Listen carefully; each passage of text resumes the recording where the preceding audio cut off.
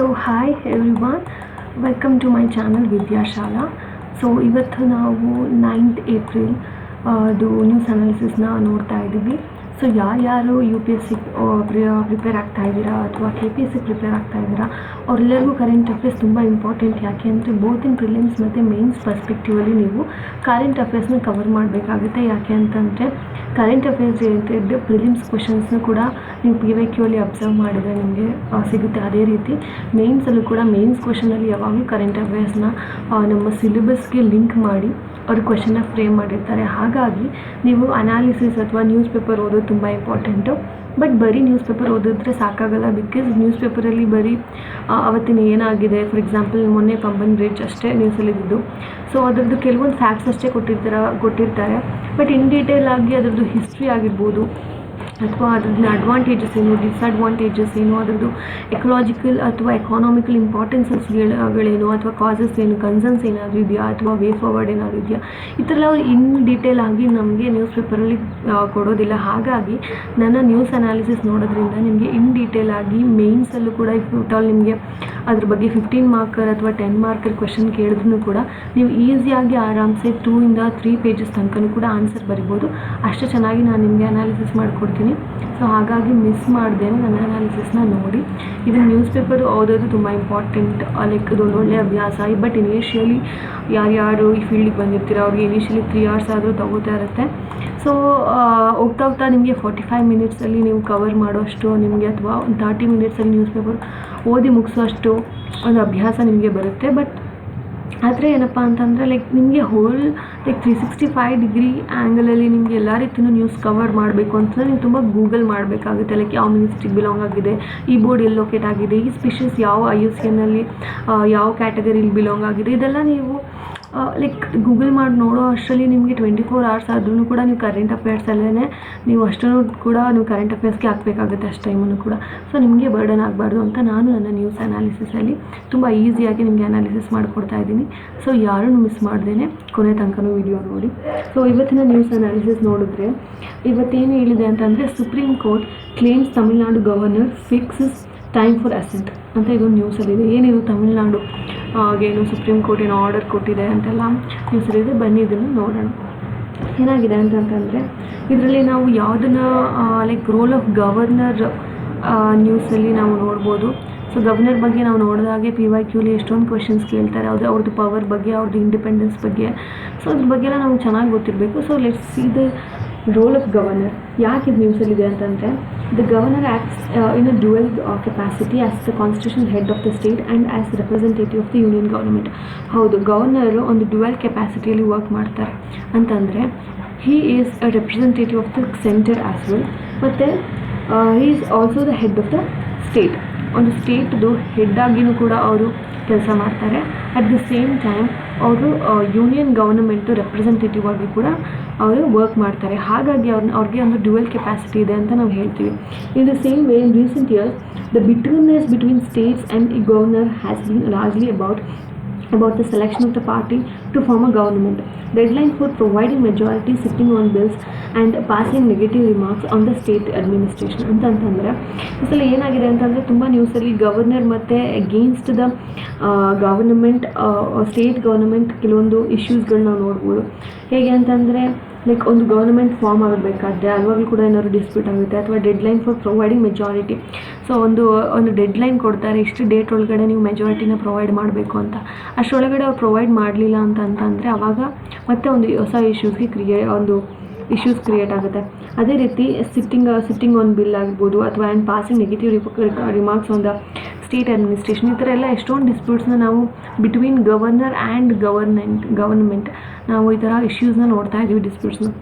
ಇದೇ ರೀತಿ due to this governor is referred to with negative terms like an agent of the center and puppet and rubber stamp ಅಂತ ಕೂಡ ಕರೀತಾರೆ. So ಹೀಗಾಗಿ governor ಎಷ್ಟೊಂದು ಅವ್ರಿಗೆ ನೇಮ್ಸ್ಗಳೆಲ್ಲ ಬಂದಿದೆ, puppet of the central government ಅಂತ ಎಲ್ಲ, ಅಥವಾ ರಬ್ಬರ್ ಸ್ಟ್ಯಾಂಪ್ ಅಂತ ಅಂದರೆ ಲೈಕ್ ಇವರು ಏನು ಲೈಕ್ ಸೆಂಟ್ರಲ್ ಗೌರ್ಮೆಂಟ್ ಹೇಗೆ ಹೇಳುತ್ತೆ ಹಾಗೆ ಕುಣಿಯುವಂಥ ಒಂದು ಗೊಂಬೆ ಅಂತ ಅವ್ರನ್ನ ಗವರ್ನರ್ನ ಟೀಕಿಸ್ತಾರೆ.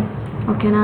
ಸೊ ಬಟ್ ಆ್ಯಕ್ಚುಲಿ ಏನಾಗ್ತಾ ಇದೆ ಅಂತಂದರೆ ಲೈಕ್ ಅವರು ಸೆಂಟ್ರಲ್ ಗೌರ್ಮೆಂಟ್ದು ಅಲ್ಲಿನ ಸೆಂಟ್ರಲ್ ಗೌರ್ಮೆಂಟಿಂದ ಅವ್ರನ್ನ ಅಪಾಯಿಂಟ್ ಮಾಡಿರೋದ್ರಿಂದ ಇವರು ಅಲ್ಲಿಂದ ಬರುವಂಥ ಯಾವುದೇ ಥರ ಲೈಕ್ ಆದೇಶಗಳಾಗಿರ್ಬೋದು ಎಲ್ಲನೂ ಇವರು ಪಾಲನೆ ಮಾಡಲೇಬೇಕಾಗುತ್ತೆ. ಸೊ ಅದನ್ನ ಪಾಲನೆ ಮಾಡೋದ್ರಲ್ಲಿ ಕೆಲವೊಂದು ಸಲ ಸ್ಟೇಟ್ ಗೌರ್ನಮೆಂಟ್ ಯಾರಿರ್ತಾರೆ ಅಲ್ಲಿರೋ ಪೊಲಿಟಿಷಿಯನ್ಸ್ ಎಗೇನ್ಸ್ಟ್ ಕೂಡ ಅವ್ರು ಹೋಗಬೇಕಾಗುತ್ತೆ. ಆವಾಗ ಏನಂತಾರೆ ಅವ್ರನ್ನ ಲೈಕ್ ಸ್ಟೇಟ್ ಗೌರ್ಮೆಂಟಲ್ಲಿರೋರನ್ನ ಈ ಥರ ಎಲ್ಲ ಲೈಕ್ ನೇಮ್ಸ್ ಎಲ್ಲ ಕೊಟ್ಟು ಕರೀತಾರೆ. In the same way what are the constitutional provisions related to the governor.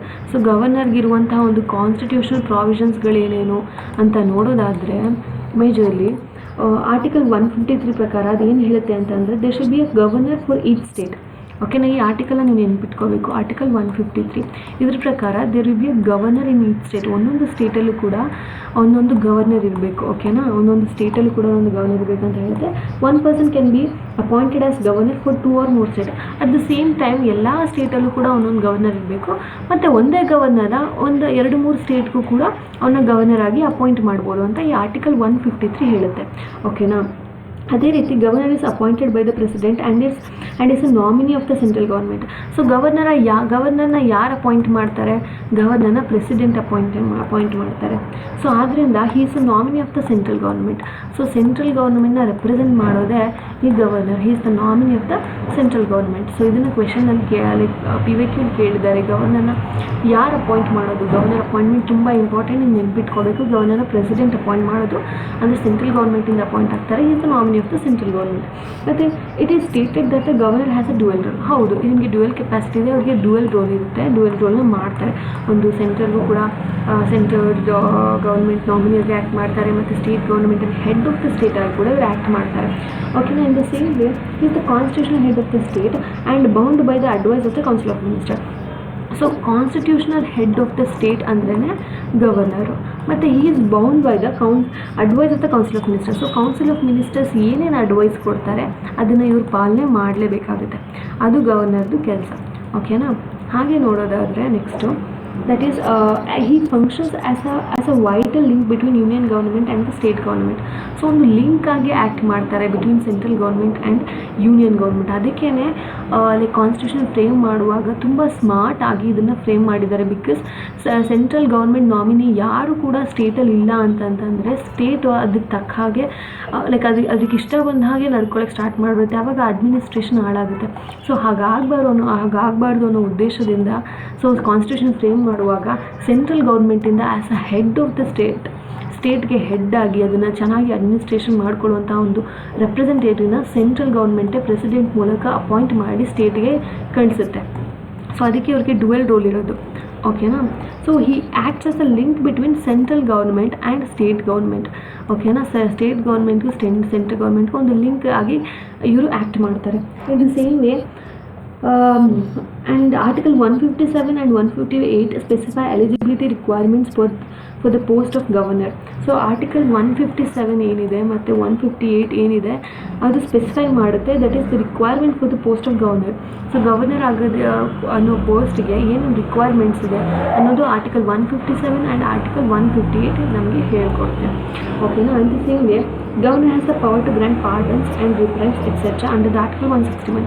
ಈ ಆರ್ಟಿಕಲ್ ತುಂಬ ಇಂಪಾರ್ಟೆಂಟ್, ಆರ್ಟಿಕಲ್ 161. ಸೊ ಹೇಗೆ ಪ್ರೆಸಿಡೆಂಟ್ಗೂ ಕೂಡ ಒಂದು ಪಾರ್ಡನಿಂಗ್ ಪವರ್ ಇರುತ್ತೋ ಅದೇ ರೀತಿ ಗವರ್ನರ್ಗೂ ಕೂಡ ಒಂದು ಪಾರ್ಡನ್ಸ್ ಗ್ರ್ಯಾಂಟ್ ಮಾಡುವಂಥ ಒಂದು ಪವರ್ ಇರುತ್ತೆ. ಓಕೆನಾ, ಈ ಕ್ಯಾನ್ ಗ್ರ್ಯಾಂಟ್ ಪಾರ್ಡನ್ಸ್ ಆ್ಯಂಡ್ ರಿಪ್ರೈವ್ನು ಕೂಡ ಅವನು ಇಶ್ಯೂ ಮಾಡ್ಬೋದು. ಓಕೆನಾ, under the article 161. In the same way there is a council of ministers with a chief ministers at the head to aid and advise the governor in the exercise of his functions except some conditions for discretion. So article 163 ಪ್ರಕಾರ council of ministers CM ಜೊತೆ ಇರ್ತಾರೆ. ಇವರಿಷ್ಟು ಜನ ಸೇರಿಕೊಂಡು they will aid and advise ಅಂತಂದರೆ ಯಾವುದಾದ್ರು advice ಕೊಡೋದು, suggest ಮಾಡೋದು, ಯಾರನ್ನ ಅಪಾಯಿಂಟ್ ಮಾಡಬೇಕು, ಯಾರನ್ನ ತೆಗಿಬೇಕು, ಅದನ್ನೆಲ್ಲ ಅಡ್ವೈಸ್ ಮಾಡೋದು. ಅಡ್ವೈಸ್ನ ಗವರ್ನರ್ಗೆ ಮಾಡ್ತಾರೆ ಇವರು. ಮತ್ತು ಈ ಅಡ್ವೈಸು ಬೌಂಡ್ ಆಗಿದೆ ಅಂತಂದರೆ ಈ ಥರ ಅಡ್ವೈಸ್ ಮಾಡಿದಾಗ ಗವರ್ನರ್ ಅದನ್ನು ಕೇಳಲೇಬೇಕು, ಅದಕ್ಕೆ ಬೈಂಡಿಂಗ್ ಆಗಿ ಅವ್ನು ನಡ್ಕೊಳ್ಳೇಬೇಕಾಗುತ್ತೆ. It is under the article 163. ಓಕೆನಾ. ಗವರ್ನರ್ ಅಸೆಂಟ್ ಆಗಿರ್ಬೋದು, ಅಥವಾ ಅವನು ಒಂದು ಬಿಲ್ ಪಾಸ್ ಮಾಡ್ತಾರೆ ಅಂದ್ಕೊಳ್ಳಿ, ಅದಕ್ಕೆ ಅವನು ಅಸೆಂಟ್ ಕೊಡಬೇಕಾಗುತ್ತೆ. ಅವನು ಅಸೆಂಟ್ ಕೊಡೋದಾಗಿರ್ಬೋದು, ಅಥವಾ ವಿತ್ ಹೋಲ್ಡಿಂಗ್ ದ ಅಸೆಂಟ್ ಅಂತಂದರೆ ಅದನ್ನ ಕೊಡದೇ ಇರೋದು, ಸೈನ್ ಮಾಡದೇ ಇರೋದು, ಅಥವಾ reserve the bill for the consideration of the president. ಅಕಸ್ಮಾತ್ ಇದನ್ನು ನಾವು ಪ್ರೆಸಿಡೆಂಟಿಗೆ ರಿಸರ್ವ್ ಮಾಡೋಣ, ಇದು ಸೆಂಟ್ರಲ್ ಮತ್ತು ಸ್ಟೇಟ್ ಗೌರ್ಮೆಂಟ್ಗೆ ಸಂಬಂಧಪಟ್ಟಿದ್ದು, ಸೊ ಇದನ್ನ ಪ್ರೆಸಿಡೆಂಟ್ಗೆ ರಿಸರ್ವ್ ಮಾಡೋಣ ಅಂದ್ಕೊಳ್ಳೋದಾಗಿರ್ಬೋದು. Pass by the legislative assembly, ಇದೆಲ್ಲ ಕೂಡ ಗವರ್ನರೇ ಮಾಡೋದು. ಓಕೆನಾ. ಅಂತಂದರೆ ಯಾವುದೇ ಸ್ಟೇಟ್ ಗೌರ್ಮೆಂಟ್ ಯಾವುದೇ ಥರ ಬಿಲ್ನ ಪಾಸ್ ಮಾಡೋಕ್ಕಿಂತ ಮುಂಚೆ it requires the assent of ಗವರ್ನರ್ದು ಸೈನ್ ಆಗಲೇಬೇಕು. ಸೊ ಆ ಬಿಲ್ಗೆ ಅವನು ಸೈನ್ ಮಾಡ್ಬೋದು, ಸೈನ್ ಮಾಡದೇ ಇರ್ಬೋದು, ಅಥವಾ ಅದನ್ನು ಪ್ರೆಸಿಡೆಂಟ್ಗೆ ರಿಸರ್ವ್ ಮಾಡ್ಬೋದು. ಪ್ರೆಸಿಡೆಂಟಿಗೆ ಕಳಿಸ್ತೀನಿ ಅಂತ ಅದನ್ನು ಅವನು ರಿಸರ್ವ್ ಮಾಡಿ ಇಟ್ಕೋಬೋದು. ಸೊ ಅದೇ ರೀತಿ ನೋಡೋದಾದರೆ, what are the frictions points in the governor state relationship. Okay, ಗವರ್ನರ್ಗೂ ಮತ್ತು ಸ್ಟೇಟಲ್ಲಿ ಇರುವಂತಹ ಅವ್ರ ಮಧ್ಯೆ ಇರುವಂಥ ಯಾವುದ್ಯಾವುದು ಫ್ರಿಕ್ಷನ್ ಪಾಯಿಂಟ್ಸ್ಗಳೇನೇನು, ಓಕೆನಾ, ಅದನ್ನು ನೋಡೋದಾದರೆ, governor is envisaged as a political head who must act on the advice of the council of ministers. ಅಂತಂದರೆ ಗವರ್ನರು ಒಂದು ಪೊಲಿಟಿಕಲ್ ಹೆಡ್ ಆಗಿ, ಲೈಕ್ ಪೊಲಿಟಿಕಲ್ ಹೆಡ್ ಅಂತ ನೋಡ್ತೀವಿ. Who must act on the advice of the council of minister. ಅವ್ರು council of minister ಹೇಳ್ದಾಗೇ ಕೇಳಬೇಕು governor. ಓಕೆನಾ. ಅದೇ ರೀತಿ ನೋಡೋದಾದರೆ, however governor enjoy certain discretionary powers granted on constitution. At the same time ಇವ್ರಿಗೆ ಕೆಲವೊಂದು ಡಿಸ್ಕ್ರಿಷನರಿ ಪವರ್ಸು ಕೂಡ ಇದೆ. ಅದಕ್ಕೆ ಅದನ್ನು ಲೈಕ್ ಕಾನ್ಸ್ಟಿಟ್ಯೂಷನ್ ಅವ್ರಿಗೆ ಡಿಸ್ಕ್ರಿಷನರಿ ಪವರ್ಸ್ ಕೊಟ್ಟಿದ್ದಾರೆ. ಸೊ ಅದನ್ನು ಅವರು ಇಂಡಿಪೆಂಡೆಂಟಾಗಿ ಯಾರದೇ ಅಡ್ವೈಸ್ ಇಲ್ಲದೇ ಕೂಡ ಈ ಥರ ಡಿಸ್ಕ್ರಿಷನರಿ ಪವರ್ನ ಅವರು ಯೂಸ್ ಮಾಡ್ಬೋದು. ಓಕೆನಾ. But at the same time giving or withholding assent to the bill passed by the state legislature. ಓಕೆನಾ. ಫಾರ್ ಎಕ್ಸಾಂಪಲ್ ಅವ್ರದ್ದು ಡಿಸ್ಕ್ರಿಷನ್ ಪವರ್ ಅಂತಂದರೆ giving assent to the bill ಆಗಿರ್ಬೋದು, ಒಂದು ಬಿಲ್ಲಿಗೆ ಅವ್ರದ್ದು ಅಸೆಂಟ್ ಕೊಡೋದು ಅಂದರೆ ಸೈನ್ ಮಾಡೋದಾಗಿರ್ಬೋದು, ಅಥವಾ ವಿತ್ ಹೋಲ್ಡಿಂಗ್ ಇಸ್ ಅಸೆಂಟ್ ಆಗಿರ್ಬೋದು, ಅಥವಾ preserving is bill for the president ಆಗಿರ್ಬೋದು. ಇದೆಲ್ಲ ಅವ್ರ ಡಿಸ್ಕ್ರಿಷನರಿ ಪವರ್ಸ್, ಅವ್ರು ಸ್ವಂತವಾಗಿ ಮಾಡೋದು. ಇದನ್ನು ಯಾವುದೇ ಥರ ಏಡ್ ಆ್ಯಂಡ್ ಅಡ್ವೈಸಿಂದ ಅವ್ರು ಮಾಡೋದಿಲ್ಲ. ಓಕೆನಾ. So and there are just no provisions laid down for the manner in which governor and the state must engage publicly when there is different opinion. ಅಂತಂದರೆ ಕಾನ್ಸ್ಟಿಟ್ಯೂಷನಲ್ಲಿ ಯಾವುದೇ ಥರ ಮ್ಯಾನರ್ ಅಥವಾ ಯಾವುದೇ ಥರ ಕೆಲವೊಂದು ಡೀಟೇಲ್ಸ್ನ ಕೊಟ್ಟಿಲ್ಲ ರಿಗಾರ್ಡಿಂಗ್ ಗವರ್ನರ್ ಮತ್ತು ಸ್ಟೇಟ್ ಗೌರ್ನಮೆಂಟ್ ಜೊತೆ ಯಾವುದಾದ್ರೂ ಕಾನ್ಫ್ಲಿಕ್ಟ್ ಆಫ್ ಒಪಿನಿಯನ್ ಬಂದರೆ ಯಾವ ಥರ ಡೀಲ್ ಮಾಡಬೇಕು, ಆ ಥರದ್ದೆಲ್ಲ ಯಾವುದೇ ರೀತಿ ಡೀಟೇಲ್ಸ್ನ ಕಾನ್ಸ್ಟಿಟ್ಯೂಷನ್ ಪ್ರೊವೈಡ್ ಮಾಡಿಲ್ಲ. ಇನ್ the same way the governor has 5 years tenure. ಒಂದು ಗವರ್ನರ್ಗೆ ಎಷ್ಟು ವರ್ಷ ಟೆನ್ಯೂರ್ ಇರುತ್ತೆ ಅಂತಂದರೆ 5 years ಟೆನ್ಯೂರ್ ಇರುತ್ತೆ. And he can remain in office only until the pleasure of president. ಅಂತಂದರೆ ಪ್ರೆಸಿಡೆಂಟ್ಗೆ ಇಷ್ಟ ಆಗೋ ತನಕ ಮಾತ್ರ ಅವರು ಅಲ್ಲಿ ಕೆಲಸ ಮಾಡ್ಬೋದು. ಫಾರ್ ಎಕ್ಸಾಂಪಲ್, ಗೌರ್ಮೆಂಟ್ ಚೇಂಜ್ ಆಗ್ತಿದ್ದಂಗೆ 5 ವರ್ಷಕ್ಕೊಂದು ಸಲ ಇನ್ನೊಂದು ಗೌರ್ಮೆಂಟ್ ಬರುತ್ತೆ. ಸೊ ಹಳೆ ಗೌರ್ಮೆಂಟು ಅವ್ರಿಗೆ ಇಷ್ಟ ಬಂದಿದ್ದ ಗವರ್ನರ್ನ ತಮ್ಮ ಇಷ್ಟ ಬಂದಿದ್ದ ಸ್ಟೇಟ್ಗೆ ಅಲೋಕೇಟ್ ಮಾಡಿರ್ತಾರೆ. ಸೊ ಹೊಸ ಗೌರ್ಮೆಂಟ್ ಬಂದಮೇಲೆ ಏನು ಮಾಡ್ತಾರೆ, ಈ ಗವರ್ನರ್ಸ್ನೆಲ್ಲ ತೆಗೆದು ಅವ್ರ ಪಾರ್ಟಿ ಗವರ್ನರ್ಸ್ ಯಾರಿದ್ದಾರೆ ಅಥವಾ ರೂಲಿಂಗ್ ಪಾರ್ಟಿಯವರಾಗಿರ್ಬೋದು ಅಥವಾ ಅವ್ರಿಗೆ ಇಷ್ಟ ಬಂದಿದ್ದ ಜನರನ್ನು ಅವ್ರು ಏನು ಮಾಡ್ತಾರೆ, ಬೇರೆ ಸ್ಟೇಟ್ಗೆ ಗವರ್ನರ್ ಆಗಿ ಕಳಿಸ್ತಾರೆ. ಸೊ ಇವ್ರು ಏನು ಮಾಡ್ತಾರೆ, ಸೊ ಇದ್ರ ಅರ್ಥ ಏನು, ಸೊ ಅವ್ರು ಏನು ಮಾಡ್ತಾರೆ, ಪ್ರೆಸಿಡೆಂಟ್ಗೆ ಇಷ್ಟ ಬರೋ ತನಕ ಮಾತ್ರ ಅವ್ರು ವರ್ಕ್ ಮಾಡ್ತಾರೆ. ಅಂತಂದರೆ they just work under the pleasure of the president ಅಂತ ಹೇಳ್ತಾರೆ ಇದನ್ನು. So there is a apprehension that he is likely to act in accordance with the instructions received from the Union Council of Ministers. So ಅದರಿಂದ ಒಂದು ಭಯನೂ ಇದೆ, may be ಇವರು union council of ministers ಇದ್ದಾರಲ್ಲ ಅಂತಂದರೆ ಇದು ಸೆಂಟ್ರಲ್ ಗೌರ್ಮೆಂಟಲ್ಲಿ ರೂಲಿಂಗ್ ಪಾರ್ಟಿಗಳು ಯಾರ್ಯಾರಿದ್ದಾರೆ ಅವ್ರನ್ನ union council of ministers ಅಂತ ಕರೀತಾರೆ. ಸೊ ಅವರು ಆದೇಶದ ಪ್ರಕಾರ ಈ ಗವರ್ನರ್ಸ್ಗಳೆಲ್ಲ ಆ್ಯಕ್ಟ್ ಮಾಡ್ತಾ ಇದ್ದಾರೆ ಅಂತ ಒಂದು ಭಯನೂ ಇದೆ. ಅವ್ರು ಇಂಡಿಪೆಂಡೆಂಟ್ ಆಗಿ ಅಥವಾ ಸ್ಟೇಟ್ ಗೌರ್ಮೆಂಟ್ ಫೇವರ್ ಆಗಿ ವರ್ಕ್ ಮಾಡ್ತಾ ಇಲ್ಲ, ಸೆಂಟ್ರಲ್ ಗೌರ್ಮೆಂಟ್ ಫೇವರ್ ಆಗಿ ವರ್ಕ್ ಮಾಡ್ತಾ ಇದ್ದಾರೆ ಅನ್ನೋ ಒಂದು ಅಪ್ರಹೆನ್ಷನ್ ಕೂಡ ಇದೆ. ಅದೇ ರೀತಿ 2001 national commission to review the working of the constitution held the governor owes his appointment and his continuation to the union. ಅದೇ ರೀತಿ 2001 ನ್ಯಾಷನಲ್ ಕಮಿಷನ್ ಬರುತ್ತೆ. ಏನಕ್ಕಪ್ಪ ಅಂತಂದರೆ ಟು ರಿವ್ಯೂ ದ ಕಾನ್ಸ್ಟಿಟ್ಯೂಷನ್. ಆಯಿತಾ, ಕಾನ್ಸ್ಟಿಟ್ಯೂಷನ್ ಹೇಗೆ ವರ್ಕ್ ಆಗ್ತಾ ಇದೆ, ಏನಾದರೂ ಅಮೆಂಡ್ಮೆಂಟ್ ಮಾಡಬೇಕಾ, ಏನಾದರೂ ರಿಫಾರ್ಮ್ಸ್ ಮಾಡಬೇಕಾ ಅಂತ ನೋಡೋದಕ್ಕೆ ಈ ನ್ಯಾಷನಲ್ ಕಮಿಷನ್ ರಿವ್ಯೂ ಬರುತ್ತೆ. ಅದರಲ್ಲಿ ಅದು ಏನು ಹೇಳುತ್ತೆ ಅಂತಂದರೆ ಗವರ್ನರ್ಸು ಹೌದು ಅವ್ರ ಅಪಾಯಿಂಟ್ಮೆಂಟ್ ಆಗಿರ್ಬೋದು ಅಥವಾ ಅವ್ರ ಕಂಟಿನ್ಯೂಯೇಷನ್ ಎಲ್ಲದೂ ಕೂಡ ಯೂನಿಯನ್ಗೆ ಸಂಬಂಧಪಟ್ಟಿದ್ದು ಅಂತ ಕೂಡ ಅವ್ರು ಮತ್ತೆ ಹೈಲೈಟ್ ಮಾಡಿ ಹೋಗ್ತಾರೆ. ಇನ್ the same way there is no limit set for how long a governor can withhold assent to a bill. ಅಂತಂತಂದರೆ ನಮ್ಮ ಕಾನ್ಸ್ಟಿಟ್ಯೂಷನಲ್ಲಿ ಏನು ಮಾಡಿದ್ದಾರೆ ಅಂತಂದರೆ, ಅಫ್ಕೋರ್ಸ್ ಕೆಲವೊಂದು ಬಿಲ್ ಇದೆ ಅಂದ್ಕೊಳ್ಳಿ, ಆ ಬಿಲ್ಲಿಗೆ ಗವರ್ನರ್ ಸೈನ್ ಮಾಡಲ್ಲ. ಓಕೆನಾ. He will just withhold is assent. Okay, ಆವಾಗ ಆದರೆ ಕಾನ್ಸ್ಟಿಟ್ಯೂಷನಲ್ಲಿ how long he can withhold ಅಂದರೆ ಎಷ್ಟು ದಿನಗಳ ತನಕ ಅಥವಾ ಎಷ್ಟು ಅವರ್ಸ್ ತನಕ ಅಥವಾ ಎಷ್ಟು ವರ್ಷಗಳ ತನಕ ಅವನ ಸೈನ್ ಕೊಡ್ದೇನೆ ಅವ್ನ ಸೈನ್ ಅವ್ನು ವಿತ್ಹೋಲ್ಡ್ ಮಾಡ್ಕೋಬೋದು ಅನ್ನೋದ್ರ ಬಗ್ಗೆ ಕಾನ್ಸ್ಟಿಟ್ಯೂಷನ್ ಯಾವುದೇ ರೀತಿಯ ಡೀಟೇಲ್ಸ್ನ ಬರೆದಿಲ್ಲ. ಓಕೆನಾ, ದ್ಯಾಟ್ ಈಸ್ ಇಂಪಾರ್ಟೆಂಟ್. ಇದನ್ನು PYQ ಅಲ್ಲೂ ಕೂಡ ಕೇಳಿದ್ದಾರೆ. ಲೈಕ್ ಅವ್ರು ನಮ್ಮನ್ನ ಕನ್ಫ್ಯೂಸ್ ಮಾಡಬೇಕು ಅಂತಾನೆ he can withhold is assent for 1 year, he can withhold is assent for 2 years, ಆ ಥರ ಎಲ್ಲ ಕೇಳಿದ್ದಾರೆ. ಸೊ ಬಟ್ ಈ ಕ್ಯಾನ್ ನಾಟ್ ಲೈಕ್ ಕಾನ್ಸ್ಟಿಟ್ಯೂಷನಲ್ಲಿ ಅದನ್ನ ಸ್ಪೆಸಿಫೈ ಮಾಡಿಲ್ಲ for how long the can just withhold there assent ಅಂತ. ಸೊ ಅದೇ ರೀತಿ ನೋಡೋದಾದರೆ what reforms have been suggested. So ಏನು ರಿಫಾರ್ಮ್ಸ್ನ ಸಜೆಸ್ಟ್ ಮಾಡಿದ್ದಾರೆ ಅಥವಾ ಏನು ಮಾಡ್ಬೋದು ಅಂತ ನೋಡೋದಾದರೆ, ಸೊ ರಿಫಾರ್ಮ್ಸ್ ಅಂತ ನೋಡೋದಾದರೆ ಲೈಕ್ ಗವರ್ನರ್ ವಿಷಯದಲ್ಲಿ ನಮ್ಮ ಕಾನ್ಸ್ಟಿಟ್ಯೂಷನಲ್ಲಿ on appointment and removal and governor. So governor appoint ಮಾಡೋದಾಗಿರ್ಬೋದು ಅಥವಾ ಅವನ್ನ ರಿಮೂವ್ ಮಾಡೋದಾಗಿರ್ಬೋದು, ಇದರಲ್ಲಿ ನಾವು ಕೆಲವೊಂದು ರಿಫಾರ್ಮ್ಸ್ನ ಮಾಡೋ ಅವಶ್ಯಕತೆ ಇದೆ. ಯಾವ ರೀತಿ ಅಂತ ನೋಡೋದಾದರೆ, ದ ಪುಂಚಿ ಮಿಷನ್ ಇದೆಯಲ್ಲ 2010, ಅದೇನು ಮಾಡಿದೆ ಅಂದರೆ ಇದೇನು ರೆಕಮೆಂಡ್ ಮಾಡಿದೆ ಅಂತಂದರೆ there should be a provision for the impeachment of the governor by the state legislature. So governor ಚೆನ್ನಾಗಿ ಕೆಲಸ ಮಾಡ್ತಾ ಇಲ್ಲ ಅಂತ ಗೊತ್ತಾದ ಮೇಲೆ ಅವ್ರನ್ನ ಇಂಪೀಚ್ ಮಾಡುವಂತಹ ಒಂದು ಪ್ರಾವಿಷನ್ನ ಸ್ಟೇಟ್ ಲೆಜಿಸ್ಲೇಚರಲ್ಲಿ ನಾವು ಇಂಟ್ರಡ್ಯೂಸ್ ಮಾಡಬೇಕು. ಇದೊಂದು ಗುಡ್ ಸಜೆಷನ್. ಓಕೆನಾ. ಇಂಪೀಚ್ಮೆಂಟ್ ಪ್ರೊಸೀಜರ್ನ ನಾವು ಸ್ಟೇಟ್ ಲೆಜಿಸ್ಲೇಚರ್, ಓಕೆನಾ, ಅಂತಂದರೆ ಲೆಜಿಸ್ಲೇಟಿವ್ ಅಸೆಂಬ್ಲಿ, ಸ್ಟೇಟ್ ಲೆಜಿಸ್ಲೇಟಿವ್ ಅಸೆಂಬ್ಲಿಯಲ್ಲಿ ನಾವು ಇಂಟ್ರಡ್ಯೂಸ್ ಮಾಡಬೇಕು. ಫಾರ್ ಎಕ್ಸಾಂಪಲ್, ಗವರ್ನರು ಪಪೆಟ್ ಆಗಿಯೇ ಆ್ಯಕ್ಟ್ ಮಾಡ್ತಾ ಇದ್ದಾರೆ ಅಂದ್ಕೊಳ್ಳೋಣ. ಹೇಗೆ ಲೈಕ್ ಯೂನಿಯನ್ ಗೌರ್ಮೆಂಟ್ ಏನು ಹೇಳುತ್ತೆ ಅದನ್ನು ಡೈರೆಕ್ಟಾಗಿ ವಿತೌಟ್ ಸ್ಟೇಟ್ ಕನ್ಸರ್ನ್, ಸ್ಟೇಟ್ ಮೇಲೆ ಅದು ಬೇರೆ ಥರ ನೆಗೆಟಿವ್ ಇಂಪ್ರೆಷನ್ ಬಿದ್ದರೂ ಕೂಡ ಅವ್ರು ಏನು ಮಾಡ್ತಾರೆ, ಯೂನಿಯನ್ ಗೌರ್ಮೆಂಟ್ ಹೇಳಿದೆ ಅಂತ ಅಂದ್ಬಿಟ್ಟು ಅದ್ರ ಫೇವರಾಗಿ ವರ್ಕ್ ಮಾಡ್ತಾ ಇರುತ್ತೆ. ಸೊ ಸ್ಟೇಟ್ ಮೇಲೆ ಅದು ನೆಗೆಟಿವ್ ಕನ್ಸರ್ನ್ ಆಗ್ತಾ ಇರುತ್ತೆ. ಅವಾಗೇನಾಗುತ್ತೆ, ಆ ಥರ ಸಂದರ್ಭಗಳಲ್ಲಿ governor when he is not acting according to his state or if he is acting against the state, ಆವಾಗ ಅಂಥ ವ್ಯಕ್ತಿನ ಸ್ಟೇಟ್ ಲೆಜಿಸ್ಲೇಚರ್ ಅವರು ಇಂಪೀಚ್ಮೆಂಟ್ ಪ್ರೊಸೀಜರಿಂದ ಅವನ್ನ ರಿಮೂವ್ ಮಾಡ್ಬೋದು. ಸೊ ಈ ಥರ ಒಂದು ಪ್ರೊಸೀಜರ್ನ ರೆಕಮೆಂಡ್ ಮಾಡಿದ್ಯಾರು, ಪುಂಚಿ ಕಮಿಷನ್ 2010. ಇವರು ಇದನ್ನು ರೆಕಮೆಂಡ್ ಮಾಡಿದ್ದಾರೆ. ಹೌದು, it's a very good recommendation. So ಇದನ್ನು ಮಾಡ್ಬೋದು. ಸೊ 2010 ಇದನ್ನು ರೆಕಮೆಂಡ್ ಮಾಡಿದ್ರು. ಇದನ್ನು ನೀವು ಆನ್ಸರ್ ರೈಟಿಂಗಲ್ಲಿ ಬರಿಬೋದು, ವೇ ಫಾರ್ವರ್ಡ್ಗಾಗಿರ್ಬೋದು ಅಥವಾ reforms that can be suggested ಅಂತೆಲ್ಲ. It's a good point. ಅಂದರೆ ಅದೇ ರೀತಿ the state chief minister should have a say in the governor's appointment. At the same time ಗವರ್ನರ್ನ ಜಸ್ಟ್ ಪ್ರೆಸಿಡೆಂಟೇ ಅಪಾಯಿಂಟ್ ಮಾಡಿಬಿಡ್ತಾರೆ. Okay, by the aid and advise of the council of ministers. But ಇದರಲ್ಲಿ ಯಾವುದೇ ರೀತಿಯ state chief ಮಿನಿಸ್ಟರ್ದು ಯಾವುದೇ ರೀತಿ roll ಇರೋದಿಲ್ಲ. ಈಗ ಪ್ರೆಸೆಂಟ್ ಕನ್ವೆನ್ಷನಲ್ ಮೆಥಡ್ ನಾವು ಏನು ಫಾಲೋ ಮಾಡ್ತೀವಿ ಅದರಲ್ಲಿ.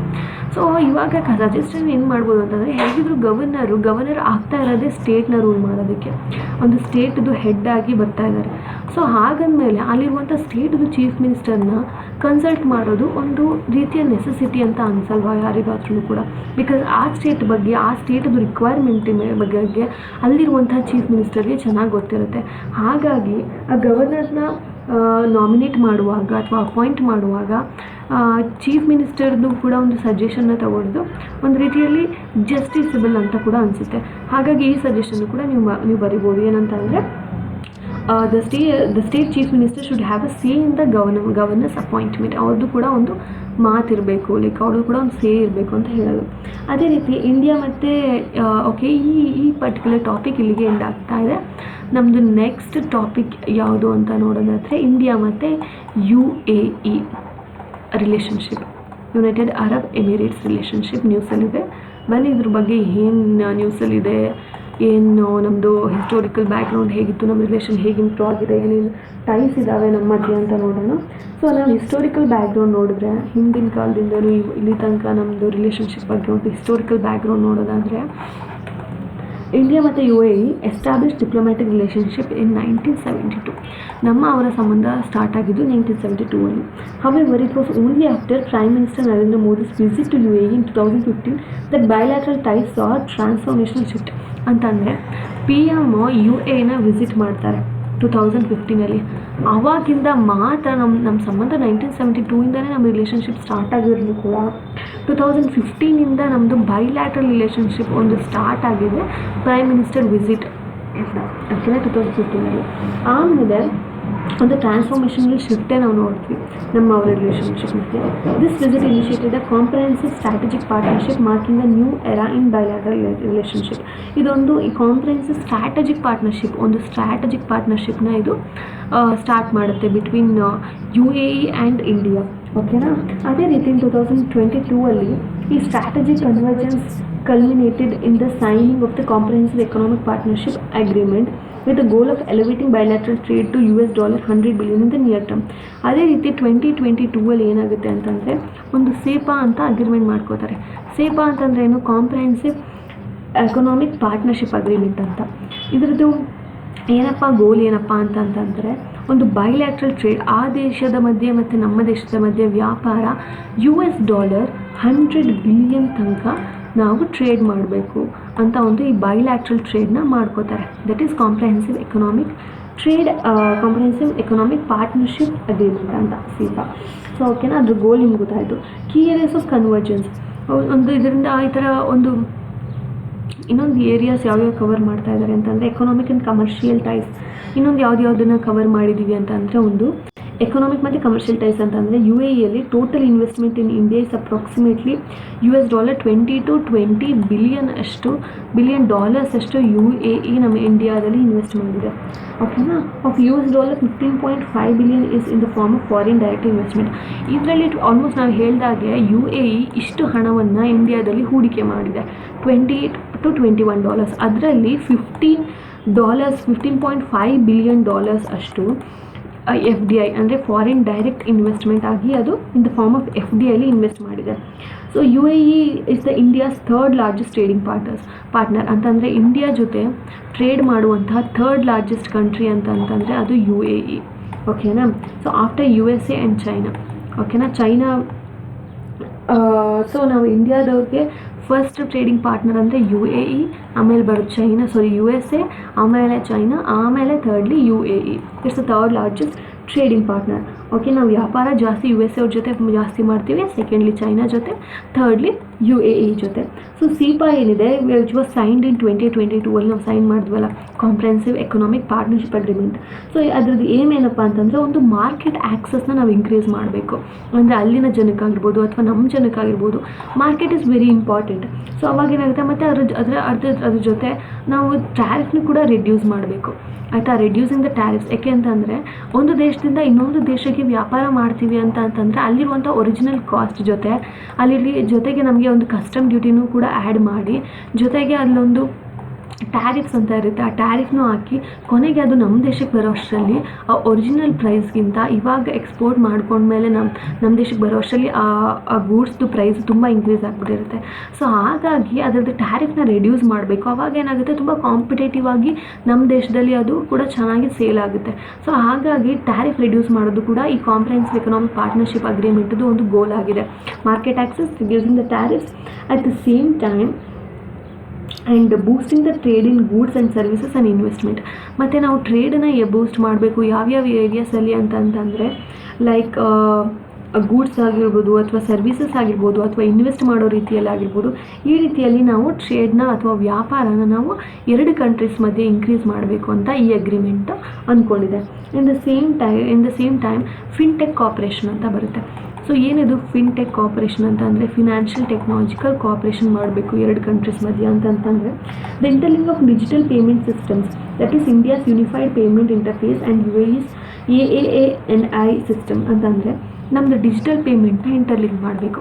ಓಕೆ. ಡಿಜಿಟಲ್ ಪೇಮೆಂಟ್ ಅಂತಂದರೆ ಇವಾಗ ನಾವು ಏನೇನು ಫೋನ್ಪೇ ಅಥವಾ ಗೂಗಲ್ ಪೇ ಯೂಸ್ ಮಾಡ್ತಾ ಇದ್ದೀವಿ, ಇವೆಲ್ಲ ಕೂಡ it's run by the UPI. ಇದನ್ನೆಲ್ಲ ನಾವು UPI ಅಂತ ಕರಿತೀವಿ, that is unified payment interface ಅಂತ.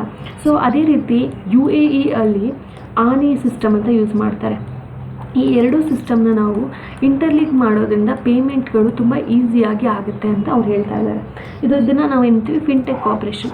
ಓಕೆನಾ. ಇದೇ ರೀತಿ agreement on interlinking domestic debit and credit card system ಅಂತಂದರೆ ಡೊಮೆಸ್ಟಿಕ್ದು ಅಂದರೆ ನಮ್ಮ ದೇಶದ ಡೆಬಿಟ್ ಮತ್ತು ಕ್ರೆಡಿಟ್ ಕಾರ್ಡ್ ಸಿಸ್ಟಮ್ನ ನಾವು ಇಂಟರ್ಲಿಂಕ್ ಮಾಡಬೇಕು ಅಂತಂದರೆ ಇದೊಂದು ಅಗ್ರಿಮೆಂಟ್ ಮಾಡ್ಕೋತಾರೆ ಅವರು. ಅಗ್ರಿಮೆಂಟ್ ಮಾಡಿಕೊಂಡು ಅಗ್ರಿಮೆಂಟ್ ಆಫ್ ಇಂಟರ್ಲಿಂಕಿಂಗ್ ನಮ್ಮ ಡೊಮೆಸ್ಟಿಕ್ ಅಂತಂದರೆ ಇಂಡಿಯಾದು ಡೆಬಿಟ್ ಕಾರ್ಡ್ ಆಗಿರ್ಬೋದು, ಜೊತೆಗೆ ಕ್ರೆಡಿಟ್ ಕಾರ್ಡ್ ಆಗಿರ್ಬೋದು, ಇದನ್ನು ಕೂಡ ಎರಡು ದೇಶದ ಮಧ್ಯೆ ಇಂಟರ್ಲಿಂಕ್ ಮಾಡಬೇಕು ಅಂತ.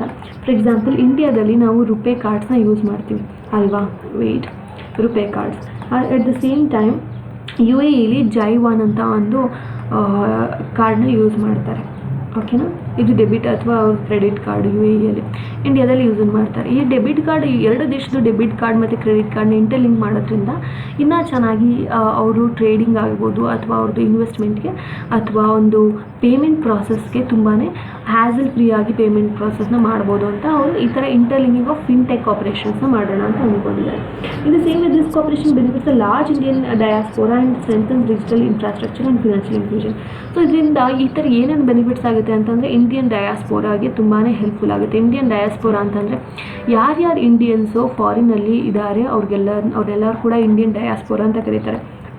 ಲೈಕ್ ಇಂಡಿಯನ್ ಒರಿಜಿನ್ ಆಗಿ ಫಾರಿನಲ್ಲಿ ಸೆಟಲ್ ಆಗಿರೋದಾಗಿರ್ಬೋದು ಅಥವಾ ಇಂಡಿಯನ್ಸ್ ಅಲ್ಲಿ ಟೆಂಪ್ರರಿ ಸೆಟಲ್ ಆಗಿರೋರು ಅಂತಾರೆ, ಅವ್ರನ್ನೆಲ್ಲ ಇಂಡಿಯನ್ ಡಯಾಸ್ಪೋರಾ ಅಂತ ಕರೀತಾರೆ. ಸೊ ಅವ್ರಿಗೇನಾಗುತ್ತೆ, ಇದೊಂದು ಬೆನಿಫಿಟ್ ಆಗುತ್ತೆ ಪೇಮೆಂಟ್ ಟ್ರಾನ್ಸ್ಫರ್ ಮಾಡೋದಾಗಿರ್ಬೋದು. At the same time digital ಇನ್ಫ್ರಾಸ್ಟ್ರಕ್ಚರ್ನ ಕೂಡ ಇದು ಸ್ಟ್ರೆಂಥನ್ ಮಾಡುತ್ತೆ, ಡಿಜಿಟಲ್ ಇನ್ಫ್ರಾಸ್ಟ್ರಕ್ಚರ್. ಮತ್ತು in the same way financial inclusion ಅಂತಂದರೆ ಫಿನಾನ್ಷಿಯಲ್ ಇನ್ಕ್ಲೂಷನ್ ಅಂತಂದರೆ ಮನಿ ಎಲ್ಲ ಥರ ಜನರನ್ನು ಕೂಡ ಇನ್ಕ್ಲೂಡ್ ಮಾಡಿಕೊಂಡು ಎಲ್ಲ ಜನರನ್ನು ಕೂಡ ಸೇರುತ್ತೆ. ಓಕೆನಾ, ಆಲ್ ಟೈಪ್ಸ್ ಆಫ್ ಪೀಪಲ್ ಅಥವಾ ಆಲ್ ಟೈಪ್ಸ್ ಆಫ್ ಟ್ರೇಡ್, ಅದೊಂದು ಫಿನಾನ್ಷಿಯಲ್ ಇನ್ಕ್ಲೂಷನ್ ಎಲ್ಲ ಥರ ಏರಿಯಾಸ್ನೂ ಕೂಡ ಇನ್ಕ್ಲೂಡ್ ಮಾಡುತ್ತೆ. Like it just occupies each and every area. So ಅದೇ ರೀತಿ ಫಿನ್ಟೆಕ್ ಆಪರೇಷನಲ್ಲಿ ನಾವು ನೋಡಿದ್ವಿ. ಅದೇ ರೀತಿ ಎನರ್ಜಿ ಸೆಕ್ಯೂರಿಟಿನೂ ಕೂಡ ನಮ್ಮ ಎರಡು ಕಂಟ್ರಿ ಮಧ್ಯೆ ಹೇಗಿದೆ, ಏನೇನು ಟೈಸ್ ಇದ್ದಾವೆ ಅಂತ ನೋಡೋದಾದರೆ, so U A is the key supplier of the crude oil, LNG and LPG to India. ನಮಗೆ ತುಂಬ ಚೆನ್ನಾಗಿ ಅಥವಾ ಕೀ ಸಪ್ಲೈಯರ್ ಅಂತ ನೋಡಿದ್ರೆ ಈ ಕ್ರೂಡ್ ಆಯಿಲ್ ಆಗಿರ್ಬೋದು ಅಥವಾ LNG ಆಗಿರ್ಬೋದು, LPG ಆಗಿರ್ಬೋದು, ಇದನ್ನೆಲ್ಲನೂ ಕೂಡ ಇಂಡಿಯಾಗೆ ಸಪ್ಲೈ ಮಾಡೋದೇ ಯು ಎ ಇ. ಅಂದರೆ like it's one of the country which supplies all this. ಬೇರೆ ಕಂಟ್ರೀಸ್ ಲೈಕ್ ಆಫ್ರಿಕಾ ಆಗಿರ್ಬೋದು, ಅಲ್ಲಿಂದ ಕೂಡ ನಾವು ಇಂಪೋರ್ಟ್ ಮಾಡ್ಕೋತೀವಿ, but this is also one of the country. In the same way energy trade is a critical component of India's strategy to diversify its hydrocarbon sources. ಅಂತಂದರೆ ಒಂದು ನಮ್ಮ India ಪರ್ಸ್ಪೆಕ್ಟಿವಲ್ಲೂ ಕೂಡ energy trading ಅಂತಂತಂದರೆ ಈ ಥರ ಎನರ್ಜಿನ ವ್ಯಾಪಾರ ಮಾಡುವಂತಹ ವಿಷಯ ನೋಡೋದಾದರೆ ಇಂಡಿಯಾ ಸ್ಟ್ರಾಟಜಿ ಏನಿದೆ ಅಂತಂದರೆ ನಮ್ಮ ಹೈಡ್ರೋಕಾರ್ಬನ್ ಸೋರ್ಸಸ್ನ ನಾವಿನ್ನೂ ಡೈವರ್ಸಿಫೈ ಮಾಡಬೇಕು, ಅದಕ್ಕೆ ಇದು ತುಂಬ ಬೆನಿಫಿಷಿಯಲ್ ಆಗಿದೆ. In the same way strategic petroleum reserves and renewable energy collaboration are potential areas for future cooperation.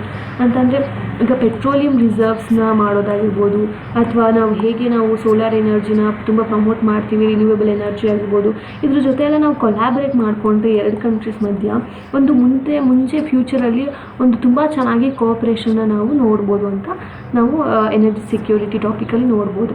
So ಅದೇ ರೀತಿ ಮಲ್ಟಿಲ್ಯಾಟ್ರಲ್ ಕೋಆಪ್ರೇಷನ್ನು ಕೂಡ ನಮ್ಮ ಎರಡು ದೇಶದ ಮಧ್ಯೆ ನಾವು ನೋಡ್ತೀವಿ. ಯಾವ ಥರ ಮಲ್ಟಿಲ್ಯಾಟ್ರಲ್ ಕೋಆಪ್ರೇಷನ್ ಅಂತ ನೋಡಿದ್ರೆ ಬ್ರಿಕ್ಸ್ ಅಂತ ನೀವು ಕೇಳೇ ಇರ್ತೀರ. ಬ್ರಿಕ್ಸ್ ಅಂತಂದರೆ it's a cooperation in south framework. ಓಕೆನಾ, ಸೊ ಅದು ಮತ್ತು ಅದೇ ರೀತಿ ಬ್ರಿಕ್ಸ್ ಕಂಟ್ರೀಸ್ ಅಂತಂದ್ರೆ ಬಂದರೆ ಇಂಡಿಯಾನು ಕೂಡ ಹೌದು. India kuda is also one of the country which was there in BRICS, and UAE is also one of the country which is there in BRICS. So ಅದೇ ರೀತಿ I2U2 ಅಂತಂದರೆ ಇಂಡಿಯಾ, ಇಸ್ರೇಲ್, UAE, USA ಇದು ತುಂಬ important organisation. I2U2 ಅಂತಂದರೆ India ಮತ್ತು Israel, UAE ಮತ್ತು USA 4 ಜನ partnership ಮಾಡಿಕೊಂಡು majorly to focus on joint investment in water ಆಗಿರ್ಬೋದು ಅಥವಾ ಎನರ್ಜಿ ಸೆಕ್ಟರಲ್ಲಿ ಆಗಿರ್ಬೋದು ಅಥವಾ ಟ್ರಾನ್ಸ್ಪೋರ್ಟೇಷನ್ ಆಗಿರ್ಬೋದು ಅಥವಾ ಸ್ಪೇಸ್ ಆಗಿರ್ಬೋದು, ಹೆಲ್ತ್ ಆಗಿರ್ಬೋದು ಅಥವಾ ಫುಡ್ ಸೆಕ್ಯೂರಿಟಿ ಆಗಿರ್ಬೋದು. ಈ ಥರ ಎಷ್ಟೊಂದು ಏರಿಯಾಸ್ನ ನಾವು ಬಯಲ್ಯಾಟ್ರಲ್ ಇನ್ವೆಸ್ಟ್ಮೆಂಟ್ ಮಾಡೋಣ ಅಂತ ನಾವು I2U2 ಅಂತ ಒಂದು ಆರ್ಗನೈಸೇಷನ್ ಮಾಡ್ಕೊಂಡಿದ್ದಾರೆ. ಅದೇ ಥರ UFI ಅಂತ ಒಂದು ಬಂದಿದೆ, that is UAE, France, India, UFI.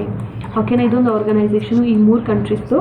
ಇದೊಂದು ಟ್ರೈಲ್ಯಾಟ್ರಲ್ ಮೆಕ್ಯಾನಿಸಮ್ ಇಂಡೋ ಪೆಸಿಫಿಕ್ ರೀಜನಲ್ಲಿ ವರ್ಕ್ ಮಾಡೋ ಥರ. ಇಂಡೋ ಪೆಸಿಫಿಕ್ ರೀಜನ್ ಅಂದರೆ ಗೊತ್ತಲ್ವಾ, ಇಂಡಿಯನ್ ಓಷನ್ ಮತ್ತು ಪೆಸಿಫಿಕ್ ಓಷನ್ ಮಧ್ಯೆ ರೀಜನ್ ಏನಿದೆ, ಇಂಡೋ ಪೆಸಿಫಿಕ್ ರೀಜನ್ ಏನಿದೆ ಇಂಡಿಯಾ ಮತ್ತು ಪೆಸಿಫಿಕ್ ಓಷನ್ ಮಧ್ಯ. ಸೊ ಈ ರೀಜನ್ನ ಅವರು ಒಂದು ಒಂದು ಸ್ಟೆಬಿಲಿಟಿ ಪ್ರೊವೈಡ್ ಮಾಡೋದಕ್ಕೆ, ಈ ರೀಜನಲ್ಲಿ ಒಂದು ಮ್ಯಾರಿಟೈಮ್ ಸೆಕ್ಯೂರಿಟಿನ ಪ್ರೊವೈಡ್ ಮಾಡೋದಕ್ಕೆ ಮತ್ತು ಒಂದು ಕ್ಲೀನ್ ಎನರ್ಜಿನ ಪ್ರಮೋಟ್ ಮಾಡೋದಕ್ಕೆ UFI ಅಂತ UAE, ಫ್ರಾನ್ಸ್ ಮತ್ತು ಇಂಡಿಯಾ ಒಂದು ಆರ್ಗನೈಸೇಷನ್ ಮಾಡ್ಕೊಂಡಿದೆ. ಇದು ನಮ್ಮದು ಮಲ್ಟಿಲ್ಯಾಟ್ರಲ್ ಕೋಆಪ್ರೇಷನ್. ಅದೇ ರೀತಿ ಡಯಾಸ್ಪೋರಾ ಮತ್ತು ಕಲ್ಚರಲ್ ಡಿಪ್ಲೊಮಸಿನ ನೋಡಿದ್ರೆ ಹೌದು, India like over 3.5 million Indians decide U A. Just think 3.5 million ಅಂತಂತಂದರೆ almost more than 35 lakh people, ಅಷ್ಟು ಜನ ಅಲ್ಲಿ ಜೀವಿಸ್ತಾ ಇದ್ದಾರೆ. ಇಲ್ಲಿ ಯು ಎ ಇಯಲ್ಲಿ ಅವ್ರದ್ದೇ ಆದಂಥ ಒಂದು ಜೀವನನ ಕಟ್ಕೊಂಡಿದ್ದಾರೆ. ಇದು same way like accounting to almost 35% of its population ಅಂತಂದರೆ ಯು ಎಲ್ಲಿ ಎಷ್ಟು ಪಾಪ್ಯುಲೇಷನ್ ಇದಾವೋ ಅದರಲ್ಲಿ 35% ಆಫ್ ದ ಪಾಪ್ಯುಲೇಷನ್ ಇಂಡಿಯನ್ಸೇ ಇದ್ದಾರೆ. ಓಕೆನಾ. So the Indian diaspora plays a vital role in economic linkages, remittances and cultural integration. So Indian diaspora ನಮಗೆ ತುಂಬ ವೈಟಲ್ ರೋಲ್ನ ಪ್ಲೇ ಮಾಡುತ್ತೆ ನಮ್ಮ ಎಕಾನಮಿಗೆ. ಯಾಕೆಂದರೆ ಅವ್ರು ಎಷ್ಟೊಂದು ರೆಮಿಟೆನ್ಸ್ನ ಕಳಿಸ್ತಾ ಇದ್ದಾರೆ ಅಂತಂದರೆ ಅಲ್ಲಿರುವಂತಹ ಸೆಟಲ್ಡ್ ಇಂಡಿಯನ್ಸು ನಮ್ಮ ಇಂಡಿಯಾಗೆ ಅವ್ರ ಪೇರೆಂಟ್ಸ್ಗಾಗಿರ್ಬೋದು ಅಥವಾ ಅವ್ರ ಫ್ಯಾಮಿಲಿಗಾಗಿರ್ಬೋದು ರೆಮಿಟೆನ್ಸ್ ಅಂತಂದರೆ ದುಡ್ಡನ್ನ ಕಳಿಸ್ತಾರೆ. ಸೊ ರೆಮಿಟೆನ್ಸ್ ಅನ್ಕೋತೀವಿ. ಅದು ನಮ್ಮ ಎಕಾನಮಿಗೆ, ಬಿಕಾಸ್ ಅಲ್ಲಿಂದ ಡಾಲರ್ಸಲ್ಲಿ ಬರುತ್ತೆ, ಅದೇ ನಮ್ಮ ಎಕಾನಮಿಗೆ ಬಂದಾಗ ರುಪೀಸಿಗೆ ಕನ್ವರ್ಟ್ ಆಗುತ್ತೆ. ಆ್ಯಸ್ ಅ ರಿಸಲ್ಟ್ ಏನಾಗುತ್ತೆ, ಮನಿ ಇನ್ಕ್ರೀಸ್ ಆಗುತ್ತೆ. ಸೊ ನಮ್ಮ ಮನಿ ಫ್ಲೋ ಜಾಸ್ತಿ ಆಗುತ್ತೆ ಇಂಡಿಯಾದಲ್ಲಿ. ಓಕೆನಾ. ಇದೇ ರೀತಿ ಲೈಕ್ ಅಥವಾ ಕಲ್ಚರಲ್ ಇಂಟಿಗ್ರೇಷನ್, ಲೈಕ್ ಅವ್ರ ಕಲ್ಚರ್ ನಮ್ಮ ಕಲ್ಚರ್ ಕೂಡ ಒಂದು ಇಂಟಿಗ್ರೇಟ್ ಆಗುತ್ತೆ. ಸೊ ಅದರಿಂದ ನಾವು ಒಂದು ಯುನಿಟಿನ ಕೂಡ ನಾವು ನೋಡ್ಬೋದು. ಅದೇ ರೀತಿ like the inauguration of BAPS Hindu temple in Abu Dhabi reflects depending culture ties and religious diplomacy ಅಂತಂದರೆ ಒಂದು ಬಾಬ್ಸ್ ಹಿಂದೂ ಟೆಂಪಲ್ ಓಪನ್ ಆಗಿದೆ ಅಲ್ಲಿ. ಓಕೆನಾ. ಎಲ್ಲಿ ಯು ಎ ಇಯಲ್ಲಿ ಅಂದರೆ ಲೈಕ್ ಅಬು ಧಾಬಿಯಲ್ಲಿ.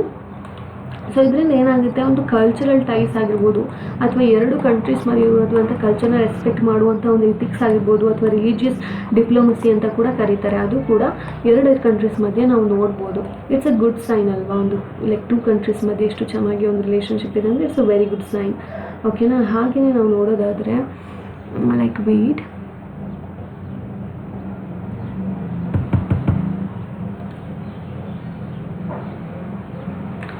ಹಾಗೆ ನಾವು ನೋಡೋದಾದರೆ ಇಲ್ಲಿ